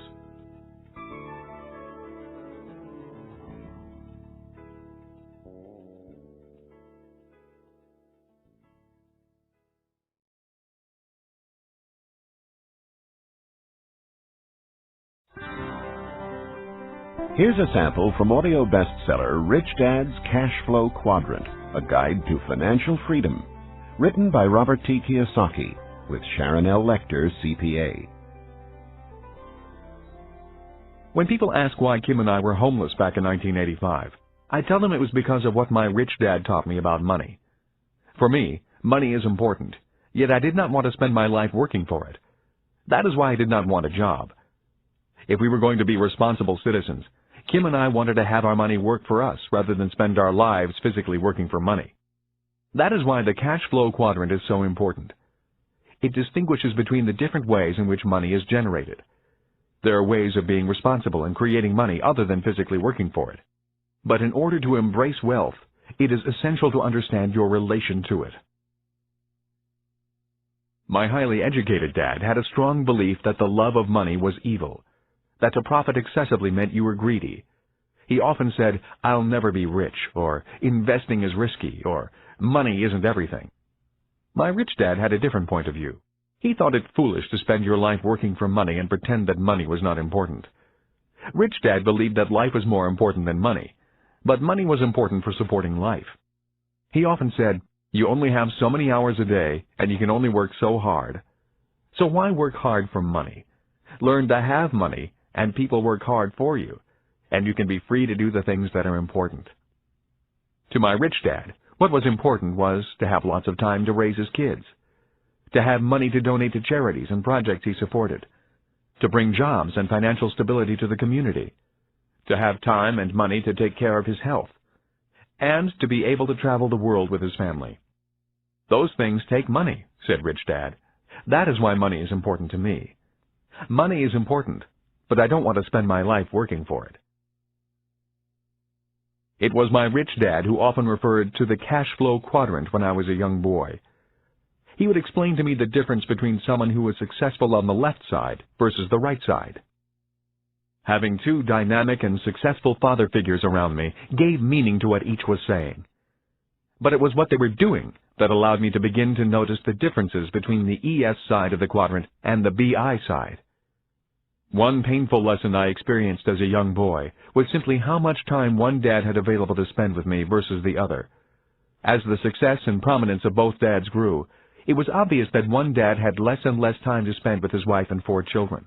My real dad was always on the road, at meetings, or dashing off to the airport for more meetings. The more successful he got, the fewer dinners we had together as a family. Weekends he spent at home in his crowded little office buried under paperwork. My rich dad, on the other hand, had more and more free time as his success grew. One of the reasons I learned so much about money, finance, business, and life was simply because my rich dad had more and more free time for his children and me. Rich Dad's Cash Flow Quadrant is also available in paperback from Warner Business Books. Here's a sample from audio bestseller Rich Dad's Guide to Investing, What the Rich Invest in That the Poor and Middle Class Do Not. Written by Robert T. Kiyosaki with Sharon L. Lecter, CPA. Investor lesson number 1. The choice. When it comes to money and investing, people have 3 fundamental reasons or choices for investing, Rich Dad said. They are to be secure, to be comfortable, or to be rich. Rich Dad went on to say, all 3 choices are important. The difference in one's life occurs when the choices are prioritized. He explained that most people make their money and investment choices in that exact order. In other words, their first choice when it comes to money decisions is security. Second is comfort, and third is to be rich. That is why most people make job security their highest priority. After they have a secure job or profession, then they focus on comfort. The last choice for most people is to be rich. Rich Dad said, most people dream of becoming rich, but it is not their first choice. He went on to say, only 3 out of 100 people in America are rich because of this priority of choices. For most people, if becoming rich disturbs their comfort or makes them feel insecure, they will forsake becoming rich. That is why so many people want that one hot investment tip. People who make security and comfort their first and second choices look for ways to get rich quick that are easy, risk-free, and comfortable. A few people do get rich on one lucky investment, but all too often they lose it all again. I often hear people say, I'd rather be happy than rich. That comment has always sounded very strange to me, since I have been both rich and poor, and in both financial positions I have been both happy and unhappy. I wonder why people think they have to choose between happiness and being rich. When I reflect upon this lesson, it occurs to me that what people are really saying is that I'd rather feel secure and comfortable than be rich. That is because if they felt insecure or uncomfortable, they were not happy. For me, I was willing to feel insecure and uncomfortable in order to be rich. I have been rich and poor as well as happy and unhappy. But I assure you that when I was poor and unhappy, I was much unhappier than when I was rich and unhappy. I have also never understood the statement, money does not make you happy. While there is some truth in it, I have always noticed that when I have money, I feel pretty good. The other day I found a $10 bill in my jeans pocket. Even though it was only $10, it felt great finding it. Receiving money has always felt better than receiving a bill for money I owe. At least that is my experience with money. I feel happy when it comes in and sad when it leaves me. That day, I put my priorities in this order. First, to be rich, then to be comfortable, and finally, to be secure. Rich Dad's Guide to Investing is also available in paperback from Warner Business Books.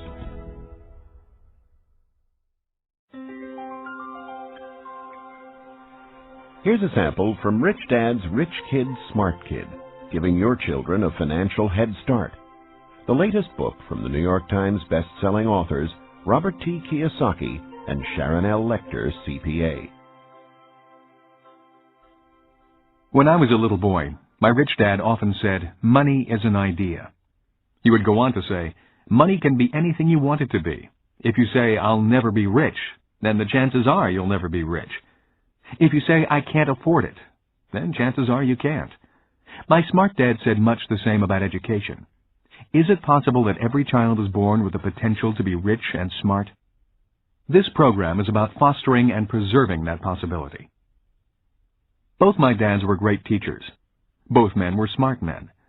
But they were not smart in the same subjects, and they did not teach the same things. Yet as different as they were, both dads believed the same things about all kids. Both dads believed all kids are born smart and all kids are born rich. They both believed a child learns to be poor and learns to believe that he or she is less smart than other kids. Both dads were great teachers because they believed in bringing out the genius that each child is born with. In other words, they did not believe in putting knowledge in. They believed in bringing the child's genius out. Both my dads were great teachers because they rarely tried to cram their ideas into my head. They often said very little, waiting instead for me to ask when I wanted to know something. Or they asked me questions, seeking to find out what I knew, rather than simply telling me what they knew. And not to forget the moms. My mom was a great teacher and role model also. She was my teacher for unconditional love, kindness, and the importance of caring for other people. I once heard that boys marry women just like their moms, and I would say that is true for me. My wife Kim is also an extremely kind and loving person. I did not know my best friend Mike's mom very well. Yet the times I was over at their home, Mike's mother was also very kind and attentive to what we were doing.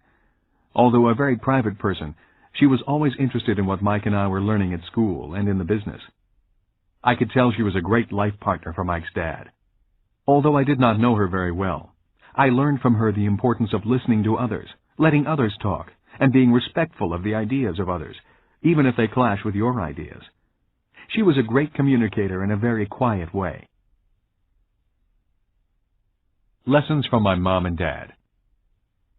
The number of single-parent families I see today concerns me. Having both a mom and a dad as teachers was important in my development. My dad would often say, "True intelligence is knowing what is appropriate rather than what is simply right or wrong." As a 6-year-old boy, I learned from my mom that I needed to be kind and gentle. But when I found myself constantly confronted by bullies at school, I also learned that I could at times be too kind and gentle. I hated being called fatty and Dumbo. Consequently, after talking with my dad, I learned to be strong and to stand up for myself. But there had to be balance. My father told me that many people live in a black and white world or a right and wrong world. Many say, don't push back, and some say, push back. The key to being successful in life is, if you must push back, you need to know exactly how hard to push. When I got pushed or put down, I learned exactly how hard to push back. Knowing exactly how hard to push requires much more intelligence than simply saying, don't push back, or push back. My dad would often say, true intelligence is knowing what is appropriate rather than what is right or wrong. I think today we need to be more intelligent with our strengths and our weaknesses. It used to be when I was a kid and I got angry with another guy at school. We would begin to wrestle, get tired, and then the fight would be over. The worst that happened was an occasional torn shirt or bloody nose. Today, kids get angry, start thinking in the less intelligent right and wrong mode, break out their guns and shoot each other. We may be in the information age, and kids may be more worldly than their parents, but we can all learn to be more intelligent with our information and our emotions. We need to learn from both our mothers and fathers. Because of so much more information, we need to be that much more intelligent. Rich Dad's Rich Kid, Smart Kid is also available in paperback from Warner Business Books.